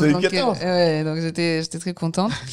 Mais c'était la bataille. Moi, j'ai souffert beaucoup. Là, j'ai pensé avoir souffert avant. Mais lui, ce qui m'a fait endurer, c'était chaud, oui. C'était vraiment chaud. Les Grecs sont plus coriaces que les Bulgares. Première leçon. Non, du coup, vu qu'elle est passée, les Bulgares sont 1-0 pour la Bulgarie. Ah oui, c'est clair. Et c'était une belle victoire, mais à point. Donc là, depuis ce moment-là, il m'a jamais parlé. Il avait des moments où moi je parlais pas très bien français déjà. Enfin, je commençais, mais c'est très pas comme aujourd'hui. Non, pas du tout. C'est très technique déjà, l'architecture, avec beaucoup de terminologie que moi, je ne savais même pas en bulgare. Je pouvais même pas me le traduire parce que c'est très technique. Donc j'étais obligée de regarder une image, de comprendre. Et donc, c'est vrai que architecte, tu t'es pas donné le métier le plus facile pour commencer quand même. Qu'est-ce qui va être le plus compliqué? Architecte, c'est marrant. Voilà. Donc fidèle à mon truc. Et puis, par exemple, il donnait ce qu'il fallait faire pour la semaine prochaine. J'allais le voir. Après, je dis, est-ce que vous pouvez juste me détailler un peu plus pour que je puisse être sûre d'avoir compris. Elle me dit non, je suis désolée. Ah ouais. J'ai dit ce que j'avais à dire. J'ai dit exactement. Parfois, il me répondait même pas. C'était très, très, très, très compliqué. Travail en binôme, par exemple, tous les binômes ont la même note. Moi, dans le binôme, j'avais moins que mon binôme. Et une fois, c'était vraiment flagrant parce qu'on était normalement censé être 3. La 3e personne, elle a quitté le groupe parce que vraiment, elle ne supportait pas. Hein. Les gens, on a commencé à 40, on a terminé 20. Donc, vraiment, c'était une sélection très dure en première année. Et donc, on termine le projet à 2 au lieu de 3. Donc, les partitions de travail extrêmement dures. C'était compliqué et on était très contents du résultat. Et là, ils donnent des notes. Moi, j'ai eu 11. Mon binôme a eu 15. Attends. Je dis, mais attends, comment ça... Non, mais ça se voit. Ça se voit que tu as moins travaillé. Alors que moi, je travaillais 3 fois plus que les autres parce qu'il fallait que... déjà, j'apprends tout par cœur, que j'ai le temps de comprendre, que j'ai le temps de le faire. Enfin, vraiment, et même mon binôme, il était là, je suis désolée pour toi. Il est allé lui parler, il a dit, mais non, c'est pas vrai, vraiment, elle a bien bossé. Il voulait rien entendre et il avait dit... Non, il voulait rien entendre, moi j'ai déjà dit, donc c'était compliqué. Je dis, mais vous allez voir. J'ai dit, là, vous êtes pas juste. Moi, je disais quand même, là, à ce moment-là, je dis... c'est pas juste. Là, je vais pas laisser tomber. Je dis, vous allez pas m'écraser comme ça, c'est pas possible. Donc j'ai terminé, il a vu que voilà, et en fait ce que je faisais après, c'est que il y avait certaines tâches qu'on faisait que lui il vérifiait à part et je mettais pas mon nom. En fait, c'est ce que j'ai arrêté, c'est de mettre mon nom. Et lui il mettait la note. Tu devais être la seule à pas mettre ton nom. Non, oui, mais bon, comme ça 2-3 fois ça passait, oui, parce qu'il y a des absents parfois, etc. Oui. Okay. Et donc du coup, je mettais pas mon nom et c'est là où il me fait rire une fois. Il me dit ça c'est le meilleur travail, j'adore. Mais qui a fait ça? J'ai pas trouvé le nom. Je dis c'est moi. Ah oui bon, il a ça aussi. C'était très bien. Donc voilà, c'est comme ça que j'ai arrivé à contourner ma personnalité et lui montrer qu'au final j'étais battante. Oui. Non mais c'est marrant. Enfin c'est intéressant de voir aussi. Dans quelle mesure tu as été clairvoyante sur beaucoup de sujets et en fait tu t'es pas abattu sur ton sort et tu as dit ok je vais retirer mon nom Et c'est vrai qu'à ce moment-là, ça devait être quand même une forme de victoire quand il a dû présenter ton projet. Il Ouais. avait dû annoncer la note avant. Et puis de toute façon, s'il a dit que c'était le meilleur projet, il pouvait pas te mettre des notes en dessous des autres. Exactement. Donc il s'est fait piéger pour son propre jeu. Oui, il a compris, je pense. Donc il m'a laissé un peu tranquille à la fin de l'année. Donc ça a été. Mais au début, c'était la bataille, franchement. Ça, c'était compliqué. Et cette forme de discrimination, je l'ai quand même senti tout le parcours. Hein. Donc, au bout de... Discrimination, on peut parler aussi de racisme. Hein. Ouais. Racisme, complètement, oui. C'est même pas de la discrimination, en fait. Ouais. Parce que si on remplace le mot bulgare par une autre nationalité, complètement. on parle plus de discrimination et c'est normal, hein, en fait. Hein. Oui. Donc, déjà, dire que c'est raciste, ouais. Compliqué. Deuxième année, pareil. C'était pareil, je suis tombée sur des profs insupportables. C'était compliqué, hein. Racisme, oui, comme tu dis, parce que même, je vous présente mon projet, mon prof qui est censé me connaître, hein, parce qu'on se voit quand même 3 fois par semaine, et il me dit, je parle, mais il ne m'écoute pas, il me dit, mais c'était quoi déjà ton prénom? Je dis, Venita. Ah, ouais, ok, bon, c'est un peu mieux que Mohamed, mais bon, quand même. Le truc, Est-ce que, à l'inverse, tu as eu un prof qui t'a vraiment soutenu durant le cursus scolaire et qui t'a... Après. En fait, la première, deuxième année, très, très compliquée. Au bout de 3e année, on pouvait choisir nos propres profs. Donc, c'est là que j'ai choisi un prof, du coup, asiate. Ok. Pas français. Ouais. Pas grec. Pas grec non plus. Pas grec. Avec qui on a des problèmes. Voilà. C'est bon, asiate, c'est bon, on y va. Ouais. Et pourtant, oui, je ne lui avais pas dit mon parcours d'avant, mais c'était révélateur. Parce que c'était quelqu'un qui exerçait aussi. Okay. Donc, il avait cette notion de l'entrepreneuriat, il avait une fraîcheur, c'était quelqu'un qui avait une actualité en lui. Et puis, il avait conscience que si tu étais là, tu t'étais potentiellement battu à minima 3 fois plus que les autres. Il avait plus cette notion de tu viens d'où, tu viens... Lui-même, il avait un accent, il n'entendait peut-être pas le mien, mais c'était pas le sujet, en fait. C'était pas le sujet. Et ça, c'était révélateur pour moi. Là, j'ai commencé à prendre du plaisir. Parce qu'avant ça, je prenais pas du plaisir. C'était une punition. Je détestais l'architecture, le projet, tout. C'était vraiment difficile. J'apprenais tout par cœur. Donc, ça te parle pas. Quand il y a un sujet qui te parle pas, c'est compliqué. Je me disais, qu'est-ce que je fais, en fait? Je vais pas laisser... T'as hésité à arrêter à un moment donné ou pas? Non, je suis pas de nature à arrêter. Tu vois. Mais je me suis dit peut-être qu'après, je ferai autre chose. Je finis, je valide et après... Je valide et après... Et c'est là où j'ai compris, vraiment, ça m'a ouvert les yeux, j'ai pris du plaisir. Ça a été pour moi un moment incroyable. J'ai pris conscience de ce que c'est l'architecture, de ma place dans l'architecture, ma voix. Et là, je me suis dit, mais c'est ce que je veux faire, clairement, au bout de 3 ans. Donc, du coup, là, c'était l'amour vers l'architecture qui m'est tombé dessus, mais comme si j'étais censée de le faire toujours. Est-ce que c'est le moment où tu as commencé à te dire il y a peut-être un lien entre la mode et l'architecture? Non, pas du tout. Même au contraire, je voulais éviter encore un truc que les gens me disent, ah, mais elle, en plus, c'est une fille. Okay. En plus, à ce moment-là, moi, j'ai arrêté de parler de tout ce que j'ai vécu avant. Là, clairement, ce que je vous dis, c'est inédit parce que... Mais ma question, c'est est-ce que tu as trouvé des points communs à ce moment-là entre les deux univers ou par rapport aux détails, oui, par rapport à très, très petite échelle, mais pas encore. Mais encore une fois, moi, j'avais honte un peu de mon parcours jusque-là. Je le disais pas. Déjà, la Bulgarie, ça saoulait tout le monde. Enfin, voilà, c'était un peu... Et la mode, ça fait trop le cliché, tu vois, la blonde qui était modèle de l'Europe de l'Est. Je vais faire mes preuves sur le concret, sur vraiment, et après je mettrai ma patte. Complètement. Donc moi, jusqu'à maintenant, je n'ai pas trop raconté ça. Hein. C'est clairement pour moi pas quelque chose en plus. Je voyais pas le plus dans ce que j'avais fait avant. Et je voulais surtout ne pas être catégorisée comme le modèle de l'Europe de l'Est. Clairement. En fait, tu voulais pas être la pseudo-architecte superficielle. Oui, parce que ça, c'est facile. Oui, c'est le raccourci très... Oui, très vite, oui. Toi, tu voulais plutôt être l'architecte très bonne techniquement et que, éventuellement, si quelqu'un y pense, ça soit un plus, mais que ça soit pas lié du tout à ton métier. Exactement. Donc, je voyais pas le lien. Je voulais surtout pas le mettre en évidence. Je parlais pas. Je disais rien. Jusqu'à maintenant, j'avais jamais trop mis ça en avant. Merci alors pour le partage de toutes ces informations. Merci à vous. Une exclu sur le podcast. C'est ça. Mais du coup, ça m'a fait réfléchir en fait. Et je me suis dit, mais bien sûr qu'il y a un lien. Ouais. Et je vais plutôt être fière de ça parce que je suis aujourd'hui la personne que je suis Parce que grâce à ce que j'avais fait avant. Tu peux l'être. Hein. En tout cas, on est dans tes bureaux. Et si je te pose la question, c'est pas anodin. C'est que là, on est dans tes bureaux. Moi, les points communs entre la mode et l'architecture, je les vois tout de suite quand je rentre ici. Tu vois, il y a forcément, il y a une patte. Et quand on entend ton histoire, on comprend les bureaux. Enfin, Oui. C'est le ressenti que j'ai. Ouais, moi je suis peut-être moins sensible à ça, donc je vais être très honnête. Hein.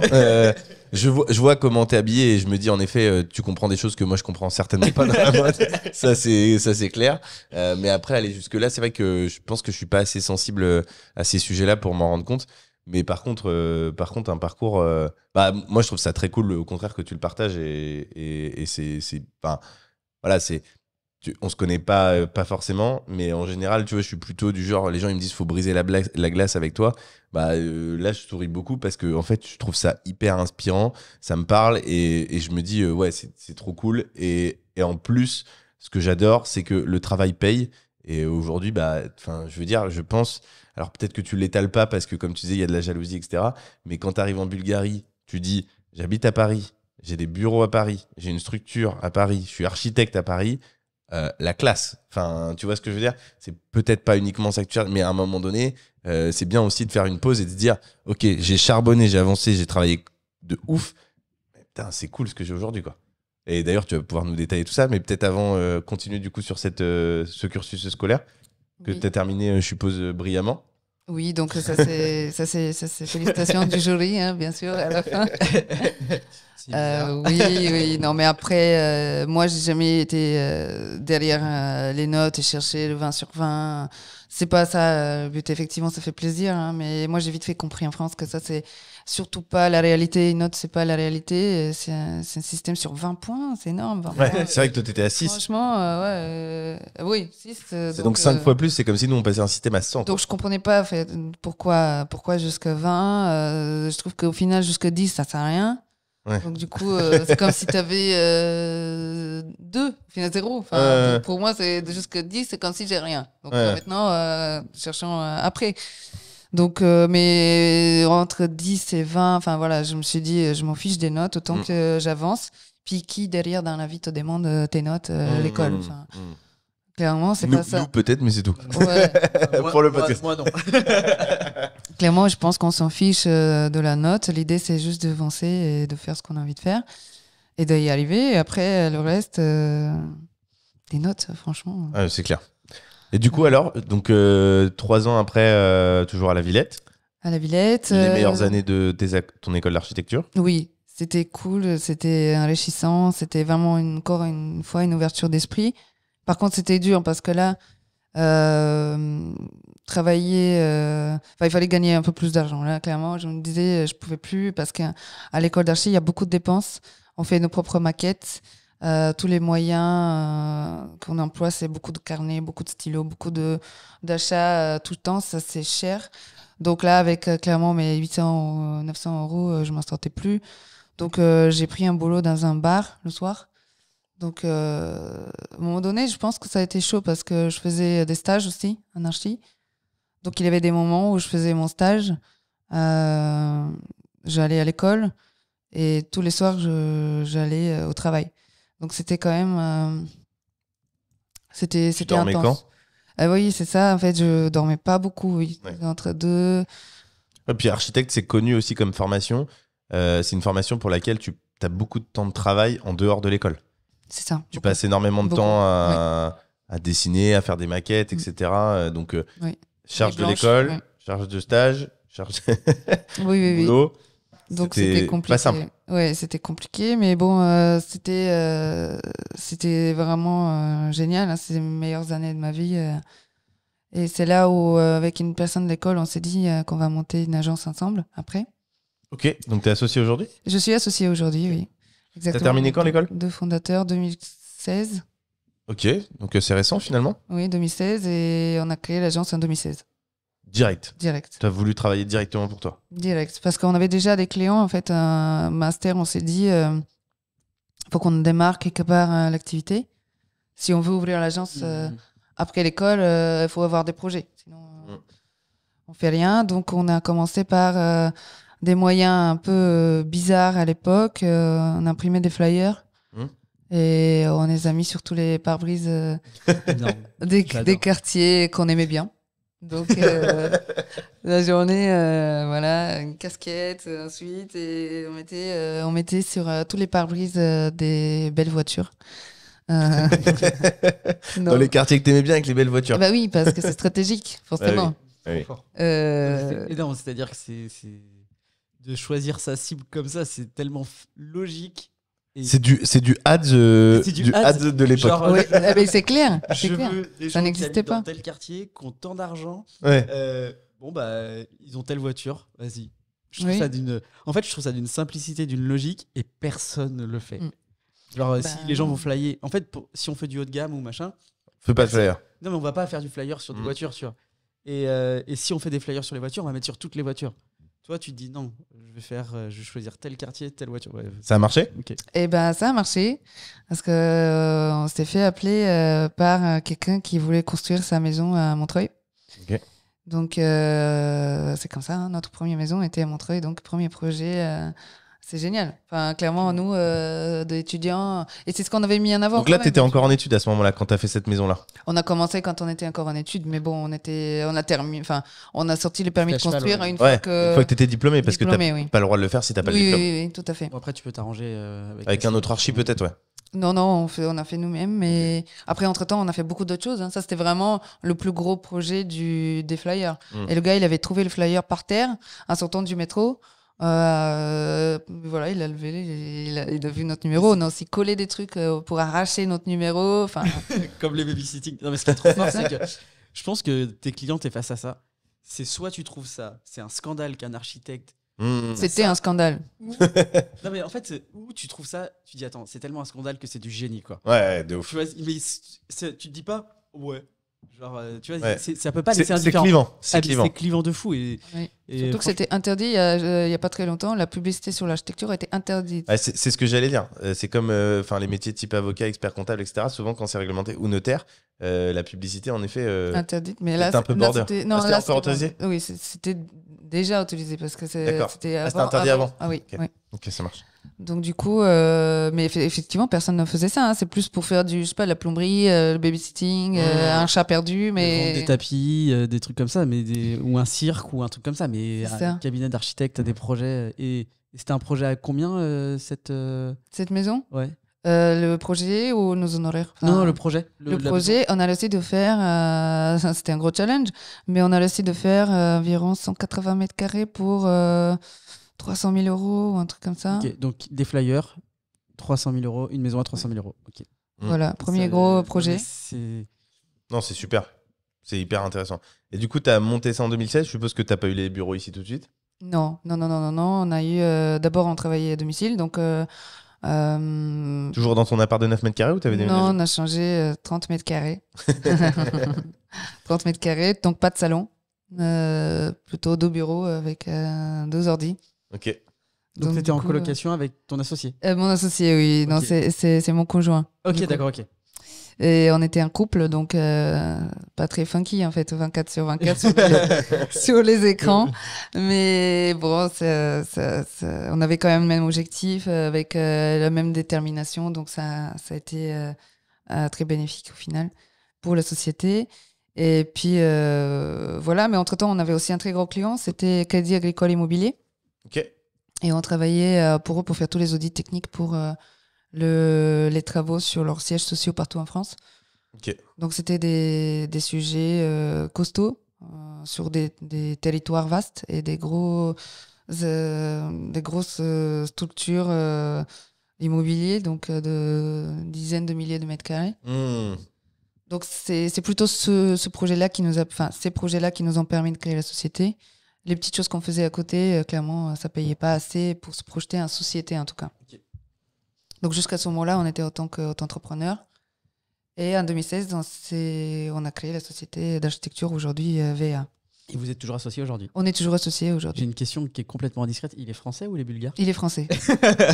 C'était totalement indiscret. Je voulais la poser aussi. Donc, bon, très bien. Oui, il est français, donc on n'a pas eu les mêmes problématiques sur le parcours. Ok.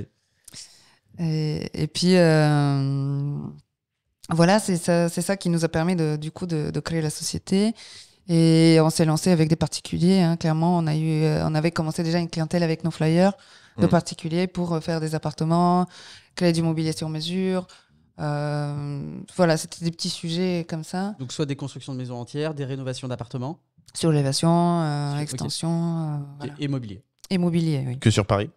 Paris, première couronne, enfin banlieue, disons que. Île-de-France. Île-de-France. Ok. On a commencé par l'Île-de-France. Et vite, donc on a travaillé chez nous. On n'avait rien du tout de vie personnelle dans notre appart à part nos ordi, imprimantes et tout ça. Donc, mais très rapidement, on a candidaté pour le premier dispositif mis en place par l'État pour accélérer le business des jeunes architectes. Ça s'appelle Échelle 1, ça existe encore.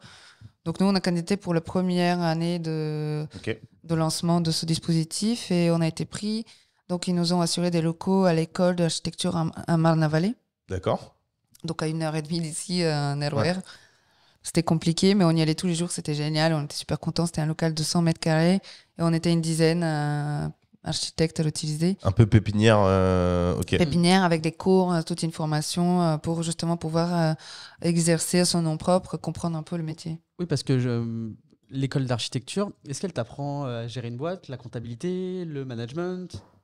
Non, l'argent, déjà, c'est un thème tabou en architecture. Hein. Un architecte, il vit de la photosynthèse et du reflet de la pierre sur sa peau. Et toi, t'avais toujours ce cappuccino à 25 € sur les champs. Ouais. Donc, c'était pas évident. Fallait se dire qu'en fait, à un moment donné, il faut avoir des clients. Et il faut accepter de valoriser. On peut pas faire l'architecture sans client. En fait, tu fais pas des bâtiments pour toi-même. Bien sûr. Tu peux, mais c'est pas au début. Exactement. Donc oui, on a eu un processus d'apprendre en fait que l'architecture c'est aussi un business, comme n'importe quel autre business, et que il faut apprendre à être un leader, un manager, un comptable, tout ce qui touche au marketing. Chef d'entreprise en fait. Chef d'entreprise, exactement. Donc chef d'entreprise, ça t'es pas du tout prêt à ça quand tu sors de l'école. Tu l'as appris dans la pépinière à Marne-la-Vallée plutôt? Il avait des cours sur le sujet. Dernière année d'architecture, en fait, c'est l'année spécialisation HMONP, donc l'habilitation à la maîtrise d'œuvre au son nom propre, où ça c'est assez abordé, plus ou moins, allez, 5%, on aborde un peu le sujet de je me lance sur une structure. Ouais, qu'est-ce qui se passe? Oui. Mais non, le reste, clairement, personne te dit comment faire. Déjà, combien tu coûtes, combien tu dois demander pour c'était vraiment un tabou, ouais. Donc tu fais tout Aujourd'hui un architecte sur un projet parce qu'un maître d'œuvre je le sais mais un architecte moins. Un maître d'œuvre en général c'est 7 à 8% d'un projet. Architecte c'est à peu près le même montant. Comment ça fonctionne en termes de facturation en moyenne? Alors déjà il faut donner des bons termes. Maître d'œuvre c'est un architecte déjà. Ouais. Alors quand je dis maître d'œuvre c'est parce que maître d'œuvre vu qu'ils n'ont pas le diplôme d'architecte ils sont habilités jusqu'à 150 mètres carrés. Or, toi, tu as le droit de faire plus, si je dis pas de bêtises. Non, en fait, ça, c'est ce que tu dis. Faire jusqu'à 150 mètres carrés, tout le monde peut le faire. Toi, aujourd'hui, si tu veux construire ta maison, mais tu n'es pas maître d'œuvre. Non, oui, bien sûr. Maître d'œuvre, il faut avoir le diplôme. Soit d'architecture, soit ingénierie, soit quelconque. Mais s'il n'a pas le diplôme d'architecte, il est bloqué comme moi, comme tout le monde, à 150 mètres carrés. Oui. Ce qui te permet de débloquer, c'est de passer. Donc c'est vrai que pour moi quand je dis maître d'œuvre en effet tu as raison c'est une profession et moi j'inclus un peu tout le monde plus conducteur de travaux en fait tu parles. Oui, conducteur de travaux mais c'est pas pareil. Oui. T'as raison de me corriger. C'est 150 ou 170? 150, ça a passé à 150. Okay, d'accord, ok. SDP, surface de plancher. Je suis vieux en fait. À mon époque, c'était 170. Oui, mais. Toi, t'as aucune limite? Il n'y a pas des niveaux d'architecture? Une fois que t'es architecte, tu fais ce que tu veux ou Oui, tu fais ce que tu veux, oui, il n'y a pas de limite. Ok. Par contre, il faut bien quelqu'un qui te confie un projet. Ouais, bien sûr. Non, mais en effet, il y a certainement de l'expérience, etc. Mais je veux dire, si tu as un bon réseau et que d'entrée, tu peux faire. Tu peux faire tout de suite. On t'impose pas d'avoir 5 ans d'expérience pour faire plus de 20 000 mètres carrés, par exemple ou... Non. Okay. Parce que déjà, le cursus, il est long. Après, il faut s'inscrire à l'ordre, il faut souscrire à une assurance décennale. Autrement, tu peux pas garder le titre d'architecte. Alors ça, c'est très important à le dire. C'est quand même si tu as fait 7 ans ou 6 ans d'études en architecture, mais tu t'inscris pas à l'ordre, tu peux pas le dire. Tu n'as pas le droit d'utiliser le titre. Tu n'as pas le droit de dire « moi, je suis architecte ». C'est uniquement après l'inscription à l'ordre des architectes. D'accord, ok. Et donc, du coup, je me suis perdu. Et donc, tu es maître d'œuvre quand tu es architecte. Et donc, tu as le droit de faire tous les types de projets qu'on aimerait bien te confier. Ouais, c'est ça, ouais. Ok. Voilà. Et donc, si, c'est ça. Ah oui, voilà, exactement. Combien ça coûte donc, du coup, combien ça coûte? Donc, j'imagine que ta question était plutôt sur le suivi de chantier. Ouais, tout compris. La prestation, tout compris aujourd'hui. Genre faire les plans. Parce qu'en fait, je crois que vous dissociez deux choses. Faire les plans et faire le suivi. Alors oui, on peut dire qu'il y a deux grandes majeures phases. C'est la phase de conception et la phase de la réalisation. Ok. Donc la phase de conception, ça arrête à peu près là où on va choisir les entreprises qui vont travailler sur le projet. Jusqu'au cahier des charges? Oui, c'est le cahier des charges en fait. C'est le dossier de consultation des entreprises. Et derrière, une fois qu'on commence le chantier, c'est la phase construction chantier où on est plutôt maître d'œuvre d'exécution. Et pour l'ensemble des missions, alors bien sûr que ça dépend du projet, la complexité, la longueur, le budget surtout. Donc il n'y a pas de formule exacte. Aujourd'hui, moi surtout, je me bats pour travailler sur le taux horaire plutôt que sur un pourcentage. Puisque le pourcentage pour moi n'est pas très correct vis-à-vis de mes clients. Moi, mon objectif, c'est d'avoir le budget de mon client, de rentrer dedans et même de faire des économies là-dessus. D'accord. Donc, si je dois faire des économies et que mon prix dépend de ces économies, je ne vois pas en fait le lien. Oui, tu n'es pas incentivé à faire des économies puisque du coup, ton pourcentage sera moins important. Oui. Et puis surtout, tu pars du principe que si ton client choisit une cuisine à 100 000 euros, ton travail est exactement le même que s'il choisit une cuisine à 200 000, alors que ta rémunération est différente. Donc toi, tu veux plutôt être sur du forfaitaire? Je trouve ça plus juste, oui. C'est déontologiquement parlant, je trouve que c'est beaucoup plus correct par rapport à mes clients. Ok. Et du coup, ça te motive plus et aller chercher des prix des fois un petit peu plus bas? Ah mais complètement, sinon, oui, je me bats pour mon client. Oui, je me bats pour mon client. Si tu fais baisser le prix de ton client, en fait, tu baisses ton salaire et ça...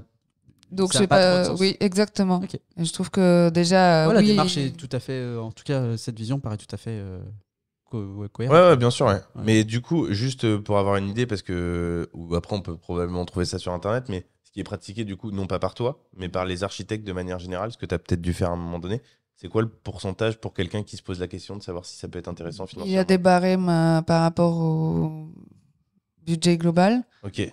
Donc, plus, allez, après, ça dépend de. Moi, je travaille plus avec des professionnels aujourd'hui, donc on est autour des prix, on commence 3-4 millions de budget. Ok.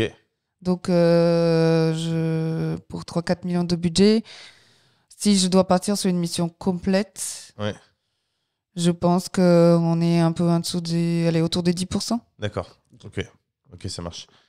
Donc un peu au-dessus du maître d'œuvre, mais en même temps, tu peux faire des projets que lui ne peut pas forcément faire. Et tu as une patte que tu apportes qui est différente. Une signature, ouais. Une signature, alors oui ou non, parce que clairement, moi, je vais écouter mon client, je vais l'étudier. L'architecture, c'est très lié à la psychologie, en fait. Hyper intéressant, ça. C'est-à-dire que c'est quoi entre guillemets, il y a deux approches. Soit effectivement, les gens viennent te voir parce que tu as une patte et une signature. Et toi, ton objectif, c'est d'écouter son client et ses besoins pour répondre exactement à ce qu'il a envie. Oui. Mais quelle est la limite entre ce que tu vas, toi, apporter comme signature? Parce que j'imagine qu'avec le temps, tu as un style, tu as une patte. Comment tu jauges ça, en fait, entre ce qu'a besoin ton client et toi, ce que tu peux apporter comme petite signature? Moi, je vais m'adapter. Déjà, je vais l'analyser, je vais comprendre un peu son profil personnel, parce que ça, c'est important, son caractère. Ok. Je vais apprendre à connaître ce qu'il aime. Okay. Il y a certains qui veulent rien de particulier. Hein. Ils disent moi je m'en fiche, tu me fais quelque chose. Donc c'est là où par contre je dois creuser parce qu'il faut quand même que ça lui plaît. Moi mon objectif c'est que le client il est content de mon travail. Ok. Donc toi, si je vois 10 projets, dans les 10 il y en a 5, est-ce que j'identifie tes 5 projets ou justement pas du tout? Est-ce que il y a plusieurs facteurs. Alors, il faut savoir qu'il y a les envies, les besoins de mon client. Il y a son budget aussi. Bien sûr. Là. Et il y a le lieu. Donc, chaque ville, elle a un règlement qui va instaurer certains gabarits très spécifiques jusqu'à la coloris et les matériaux sur façade. Et certains maires ou adjoints ou autres, ils aiment bien aussi amener un petit peu leur patte au projet. Bah, effectivement, alors je sais pas s'il est architecte d'ailleurs, Philippe Stark, il est architecte. Il est designer. Il est designer. Ouais. Ouais, mais tu vois pas. Ce que je veux dire, c'est que voilà. Mais du coup, on a une patte, voilà. On a une patte, par exemple, Le Corbusier, qui est architecte. Quand tu vois un bâtiment de Le Corbusier, tu sais que ça vient de Le Corbusier, la plupart du temps. Oui, et puis ça fait partie d'un style à cette qu'on époque-là. On aime ou qu'on n'aime pas, mais en fait, on sait que c'est lui. Voilà. Oui. Aujourd'hui, l'architecte qui n'est pas Jean Nouvel et qui n'est pas Renzo Piano et qui n'est pas Stark a beaucoup plus de mal à instaurer sa signature. Okay. Mais moi aussi, je trouve que c'est beaucoup plus classe, plus humble de s'imprégner à l'environnement et aux besoins de clients et quand même sortir un projet qui est intemporel et qui va être fait dans une qualité. Alors, tu as vraiment une démarche d'humilité de dire le projet parfait, c'est le projet parfait pour mon client. Oui, bon, après, quand moi je vais faire des propositions, je vais quand même apporter à travers mon prisme d'architecte et ma vision et ce que j'aime. Ça, c'est certain. Je vais faire attention, je vais prendre soin des détails. Ça, c'est mon côté peut-être mode. Donc, en fait, il n'y a pas une ligne. En fait, il n'y a pas une ligne précise. On navigue un peu dans... Si je vous montre mon book et mon portfolio, tout le monde dit ah oui, on voit la patte, on voit votre ligne quelque part. Okay. Moi, je vais pas te le dire ce que c'est, peut-être parce que de toute façon, je le fais. Mais c'est sûr, il y a des choses qu'on aime beaucoup, il y a des choses qu'on aime moins, il y a des choses parfois qu'on est amené à travailler qu'on n'apprécie pas, mais qu'on arrive à contourner. Et quand même de se faire plaisir là-dedans. Oui, puis j'imagine que quand des fois tu as une idée tellement forte, tellement importante, que tu arrives à la vendre, entre guillemets, pour que le client ait aussi envie autant que toi. Quoi. Complètement. Okay. Après, l'objectif, c'est quand même de travailler dans une qualité. Et ça, c'est notre première règle, c'est sortir une vie de qualité. Donc, une vie de qualité. Donc, on va vraiment se projeter à chaque fois dans tout ce qu'on va faire, même des logements... des 300 logements où il faut vraiment travailler dans la masse. On va étudier chaque logement et on va se demander est-ce on peut vivre là-dedans ? Est-ce que nous, ça va nous plaire à nous réveiller tous les jours dans cette chambre-là, à faire à manger dans cette cuisine-là et à regarder la télé dans ce canapé-là qu'on va placer ici. Donc ça, c'est des questions qu'on se pose constamment. Donc la vie qu'on va créer dans nos constructions. L'entrée, le cheminement, le couloir, le placement d'escalier, tout ça, c'est super important pour nous. C'est fou que ça soit ça qui vienne en premier parce que c'est vrai qu'en général, les architectes sont très basés sur l'esthétique, sur le rendu final. Je trouve que vos valeurs et votre positionnement de dire est-ce qu'on sera bien, est-ce qu'on est heureux à vivre dans cet endroit, c'est un vrai positionnement qui est différent. Oui, pour moi, l'architecture, c'est vraiment un mariage entre l'intérieur et l'extérieur. Et vraiment, la façade n'est pas toute seule. Derrière, il se passe quelque chose. Et devant, il se passe aussi quelque chose. Donc, effectivement, il y a ceux qui vont y habiter, mais ceux qui vont passer dans la rue aussi. C'est tout aussi intéressant d'être un peu dans la provocation. Nous, on aime beaucoup être dans le questionnement en provocation, de poser des questions. Et en fait, changer le regard des gens. Ça, je trouve ça super intéressant. Et comment contourner un peu le normal, le banal, pour retrouver un petit truc qui choque un peu. Est-ce qu'aujourd'hui, dans cette patte, tu as un impact de ta... Enfin, tu l'as forcément, mais dans quelle mesure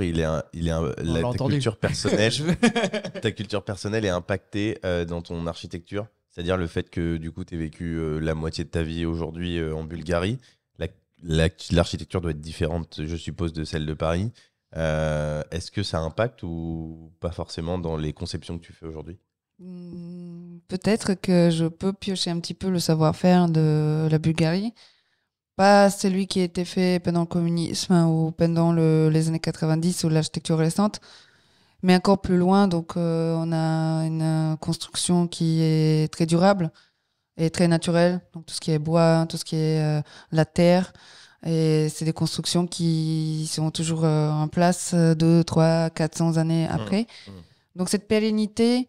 En fait, cette inspiration de la culture locale, ça oui, j'aime. Par contre, je ne vais pas proposer quelque chose qui est hors contexte, là où ça ne matche pas. Je veux pas créer quelque chose qui choque de mauvais sens. Je veux provoquer la réflexion. Questionner. Mais je ne veux pas agresser. Oui, voilà. Non, je trouve que ça, par contre, choquer non, ça, j'aime pas. gratuitement. C'est pas le but. Le but, c'est vraiment de passer derrière mes bâtiments 10, 20, 30 ans derrière et me dire c'est cool ce qu'on a fait. Oui, c'est vrai que ça marche encore. Ouais, là, ce que je voulais dire tout à l'heure, est-ce que c'est possible que tu nous envoies des photos je pense qu'il y a beaucoup de gens qui vont être très curieux suite à ce qu'on est en train de se dire, de réalisation, qu'on mette un petit peu des éléments de ton portfolio. Je pense que ça bien peut sûr, être oui, bien hyper sûr. Intéressant. Parce que là, je pense que tout le monde a trop envie de voir. En tout cas, moi, j'attends qu'on coupe le micro pour voir le portfolio. On peut en effet le voir et c'est aussi l'objectif, faire un peu de publicité. Est-ce que tu peux nous donner le lien de ton site pour que les gens puissent venir te voir ? Bien sûr, je vais tout vous partager. Okay, ça marche. Et comme ça, on le mettra en description pour que les gens puissent venir voir. Je suppose qu'on peut retrouver tes créations aussi sur ton site. Oui, sur le site, sur des réseaux sociaux, on est très présent un peu partout. Okay. Pour aujourd'hui, le cabinet d'architectes ici, on en a déjà un peu parlé, mais quelles sont les valeurs de la boîte, de l'entreprise, qu'est-ce que ça pourrait être ? Alors, on est.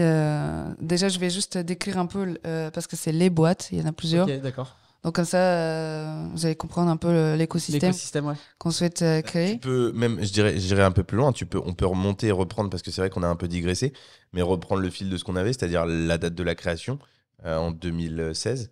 Et nous expliquer un peu comment ça a évolué d'un point de vue business jusqu'à aujourd'hui, parce que du coup, entre 2016 et aujourd'hui, il s'est passé plein de choses et tout ça nous intéresse.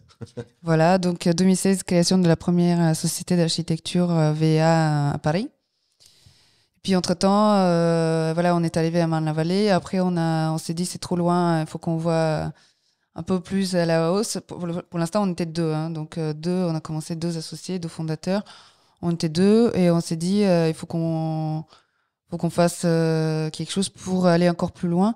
Juste pour information, donc 2016, création de société, et moi je tombe enceinte aussi. Donc il y a donc gros facteur de là, pour le coup, il faut réussir. Cette société là, il faut nourrir 3 personnes. Donc gros challenge encore.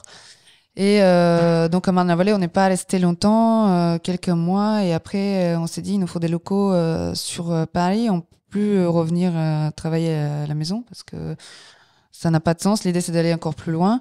Et je tombe sur une annonce d'un petit local dans le 3e et on va le visiter. Loyer 1300-400 €, je crois. Donc, ça, c'était une grosse prise de risque parce que c'était beaucoup à l'époque pour pouvoir se payer correctement et puis payer un loyer. C'était dans les locaux des architectes, donc c'était très intéressant. Et on décide de le prendre. Donc on le prend. Changement de vie complet. Donc on se retrouve dans un local de 30 mètres carrés que pour nous, 2 personnes. Donc on se dit, il nous faut du monde. Là, il nous faut du monde. Donc on prend des stagiaires, on commence à prendre des stagiaires.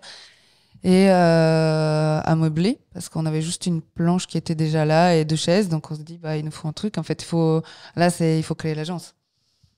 Donc petit à petit, beaucoup de prises de risques. Ça a été une suite d'événements qui étaient bénéfiques finalement. Mais on a commencé à travailler avec des professionnels.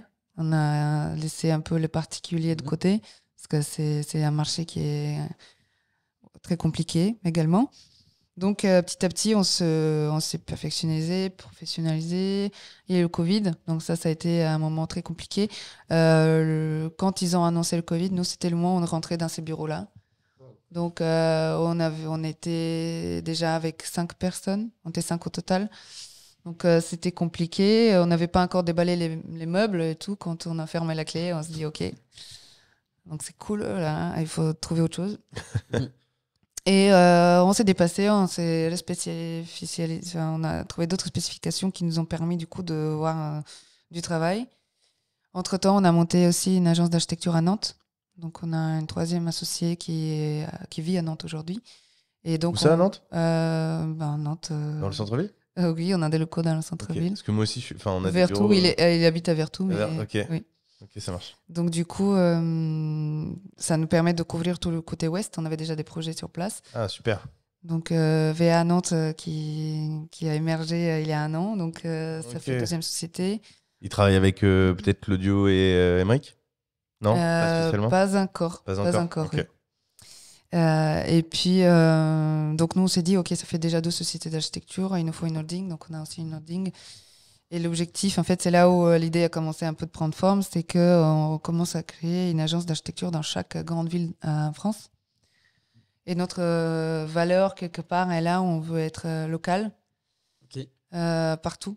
Parce qu'en architecture, il faut connaître son territoire, il faut connaître la spécificité de la ville, le règlement, l'histoire. Les liens avec la commune aussi, je suppose. Les liens avec les communes, avec les clients aussi. Donc, tout ça, ça compte.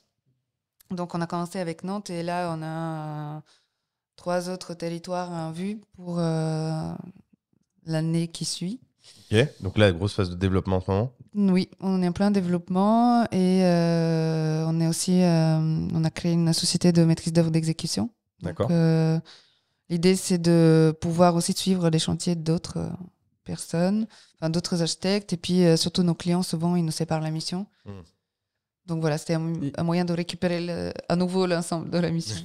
Et comment on fait pour s'assurer, quand on se développe comme ça, où en fait j'ai l'impression que cette agence de base elle est très liée à ta personne et ton conjoint, comment on fait quand on se développe dans d'autres villes pour s'assurer qu'il y ait les mêmes valeurs, le même service, qu'on soit servi à peu près de la même manière à Nantes qu'à Paris? Comment est-ce qu'on le met en place ça?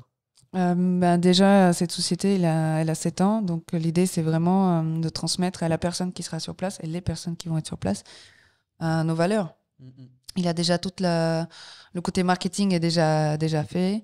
Et on ne s'associe pas avec n'importe qui sur place. L'idée, c'est vraiment C'est la personne de la connaître, de lui transmettre un peu les valeurs. Pour le cas, à Nantes, Edouard, lui, on était à l'école ensemble, donc on a fait un bon parcours à Paris aussi ensemble. Donc le lien, il était déjà fait, on se connaît très bien. Donc c'est la personne que tu vas rencontrer qui va faire l'ouverture d'une ville, en général? Oui, l'idée c'est que cette personne elle est locale, ou au moins elle connaît bien, pour qu'elle puisse introduire aussi. Tu choisis d'abord la personne avant la ville ou tu choisis la ville avant la personne? La ville, d'abord, parce que je sais que je peux avoir une force de développement plus importante. C'est quoi les villes qui arrivent, on peut les dire ou pas? La ville, oui, qui arrive, c'est Lyon, Lille et autour des Vosges. Donc je n'ai pas encore défini la ville exacte. Mais... Ça, c'est ouvert en 2023-2024, ça sera ouvert? L'idée, c'est ça, oui. T'as déjà trouvé tes personnes? Non, donc je suis ouverte. Appelle la candidature. Appelle la candidature, ouais, c'est vrai. Ok, donc super intéressant. Toi, aujourd'hui, tu travailles beaucoup avec des investisseurs? Oui. Si je dis pas de bêtises. Investisseurs, promoteurs, foncières, voilà. Donc principalement du professionnel aujourd'hui. Professionnel, oui. Okay. Oui. Pourquoi ce choix-là, alors qu'au départ, on pourrait penser que ton marketing était plutôt ciblé sur des particuliers, puisque de fait, tu allais dans des quartiers que tu aimais avec... sur des voitures, même si bon, ça pourrait être les deux. Oui, il fallait commencer par quelque part. Et le particulier, il te fait confiance plus facilement. Il a moins d'expérience. Il est beaucoup plus ouvert à des personnes sans expérience aussi. Mais rapidement, c'est un marché qui est très compliqué parce que c'est très long. Et clairement, beaucoup de temps sur, par exemple, quand tu vas construire une maison, ça va être un peu le bébé de ton client. Il va... Beaucoup d'affect, beaucoup d'émotionnel. Oui, beaucoup d'émotionnel. Il va revenir sur beaucoup de choses. Il va se poser beaucoup de questions. Enfin, voilà, ça, c'est des missions qui ne sont pas payées en plus. Même si on refait 6 fois la même chose. Donc, du coup, c'est pour ça que ça risque d'être un peu long et pas assez bien payé quand on travaille avec des particuliers. La commande, elle est plus compliquée, je dirais, avec des particuliers. C'est un choix. Ok. Et aujourd'hui, du coup, plutôt Focus Pro. Ça, c'est ma petite curiosité personnelle. C'est quoi le plus gros projet que tu as réalisé jusqu'à aujourd'hui? Ou celui que tu as dans les tuyaux? C'est lui, je suis le plus fière. Il rentre en chantier, là, cet été. C'est 90 logements un co-living. Ok, en co-living? Un co-living, oui. Donc, c'est la première grosse opération de co-living avec Nexity. Ok. Ensemble. Et pourquoi je suis fière? C'est pas tant parce que le projet il est grand, mais parce que ça a été 2 ans d'études et de rendez-vous mairie, réunions, longues réunions et avec les riverains. Et donc, on a obtenu notre permis en 1 an. Okay. C'était très long et on n'a pas de recours sur le programme. Waouh. Oui. Ouais, c'est ouf. Pour ceux qui ne sont pas de la partie, de ne pas avoir de recours sur un dossier comme ça, c'est... C'est où? C'est à Paris, je suppose ou C'est à Bagneux. Ouais. À Bagneux. Enfin, il y a des voisins, quoi. On n'est pas au milieu Ah de... oui, on a des voisins. Dans la Creuse, ouais. Oui, c'est un site qui est très, très difficile et on n'a pas de recours, donc très, très content moi, je suis très contente de ce projet, et surtout que j'ai appris énormément de choses. J'ai appris à parler devant 30 élus sans problème. J'ai appris à manager des équipes, même Next City, le fait que oui, ils me font confiance aussi et qu'ils me laissent parler, qu'ils me laissent faire ces réunions-là. Pour moi, c'est un grand succès personnel et professionnel, et ça a été la bataille. Mais comme il dit Ricciotti, l'architecture, c'est un sport de combat, et c'est pas faux, c'est tous les jours. Et si tu veux simple, c'est pas l'architecture. Voilà.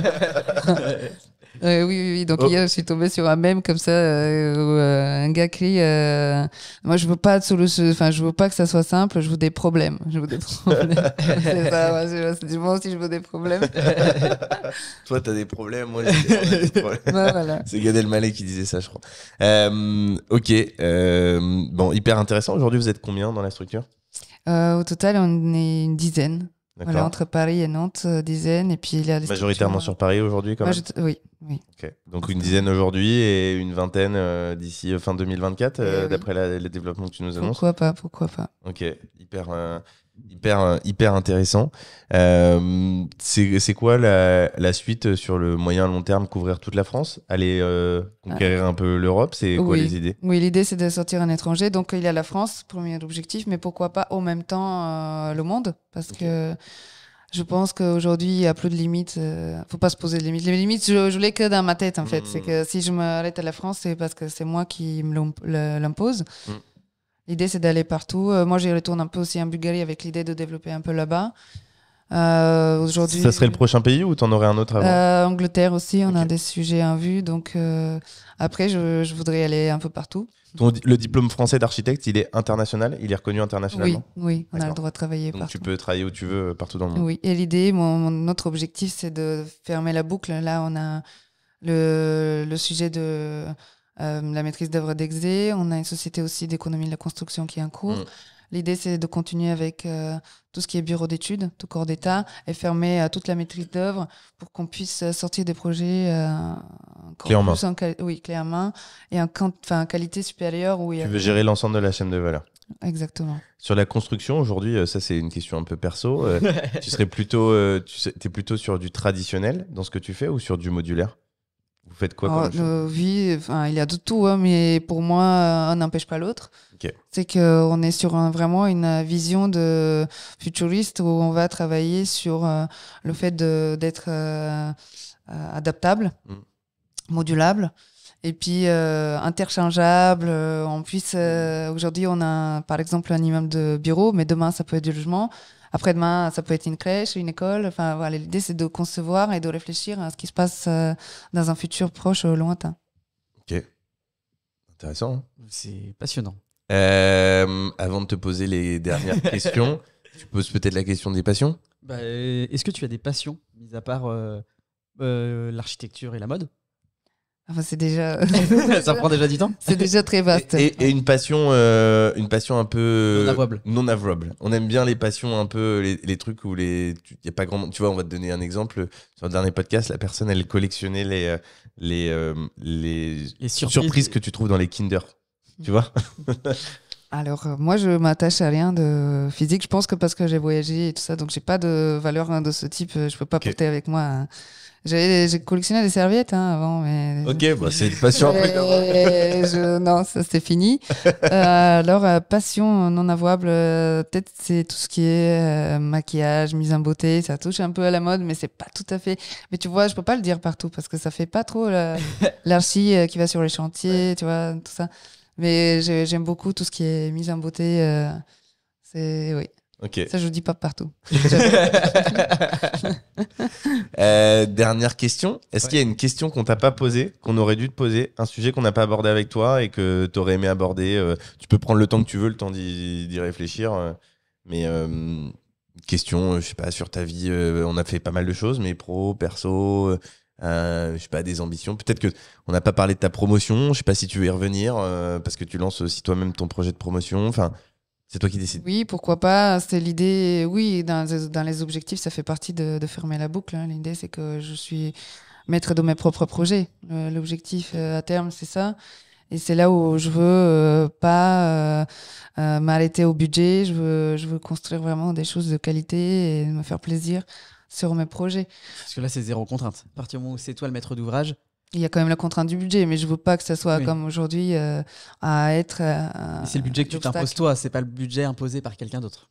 Voilà. Ça change tout. Okay. Petite question par curiosité, cette promotion, tu vas la faire toute seule ou tu la fais à travers ta holding qui va être détentrice d'une SCCV, je suppose? Exactement, oui. Donc c'est ta holding. Oui. Okay.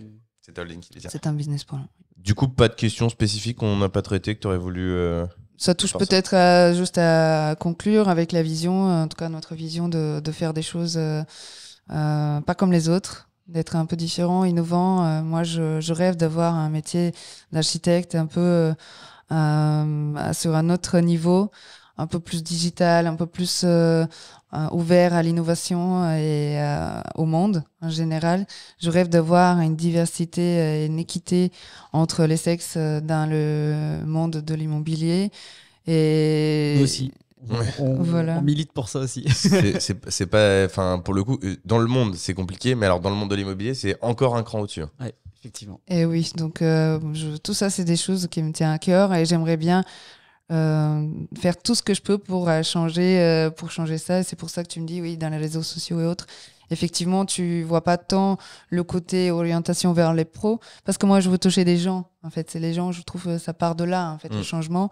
Et à travers la vulgarisation du métier, je crois vraiment qu'on arrive à donner aux gens plus d'apprentissage et plus de prise de conscience de ce monde qui n'est pas juste beau ou moche quand on passe dans la rue. Une façade n'est pas juste c'est chouette ou c'est moche, parce que derrière, il y a un budget, il y a un maire, il y a un architecte, il y a un client et il y a un contexte. Et plus on est conscient de ça, plus je pense que ça peut s'ouvrir et créer. C'est vrai qu'un bâtiment, en fait, tu as raison, on le voit pas comme ça, mais c'est le compromis accepté par beaucoup de personnes différentes. Oui. Et c'est ce sur quoi on est tous à peu près d'accord, en fait. C'est ça. Donc j'aimerais transmettre cela et permettre aux gens de rentrer dans ce monde qui paraît très compliqué et surtout changer la vision des gens par rapport aux architectes. Je pense qu'aujourd'hui, quand on dit architecte, on s'imagine comme ça tout de suite un vieux monsieur un peu aigri, habillé tout en noir, fatigué. Qui passe son temps au restaurant.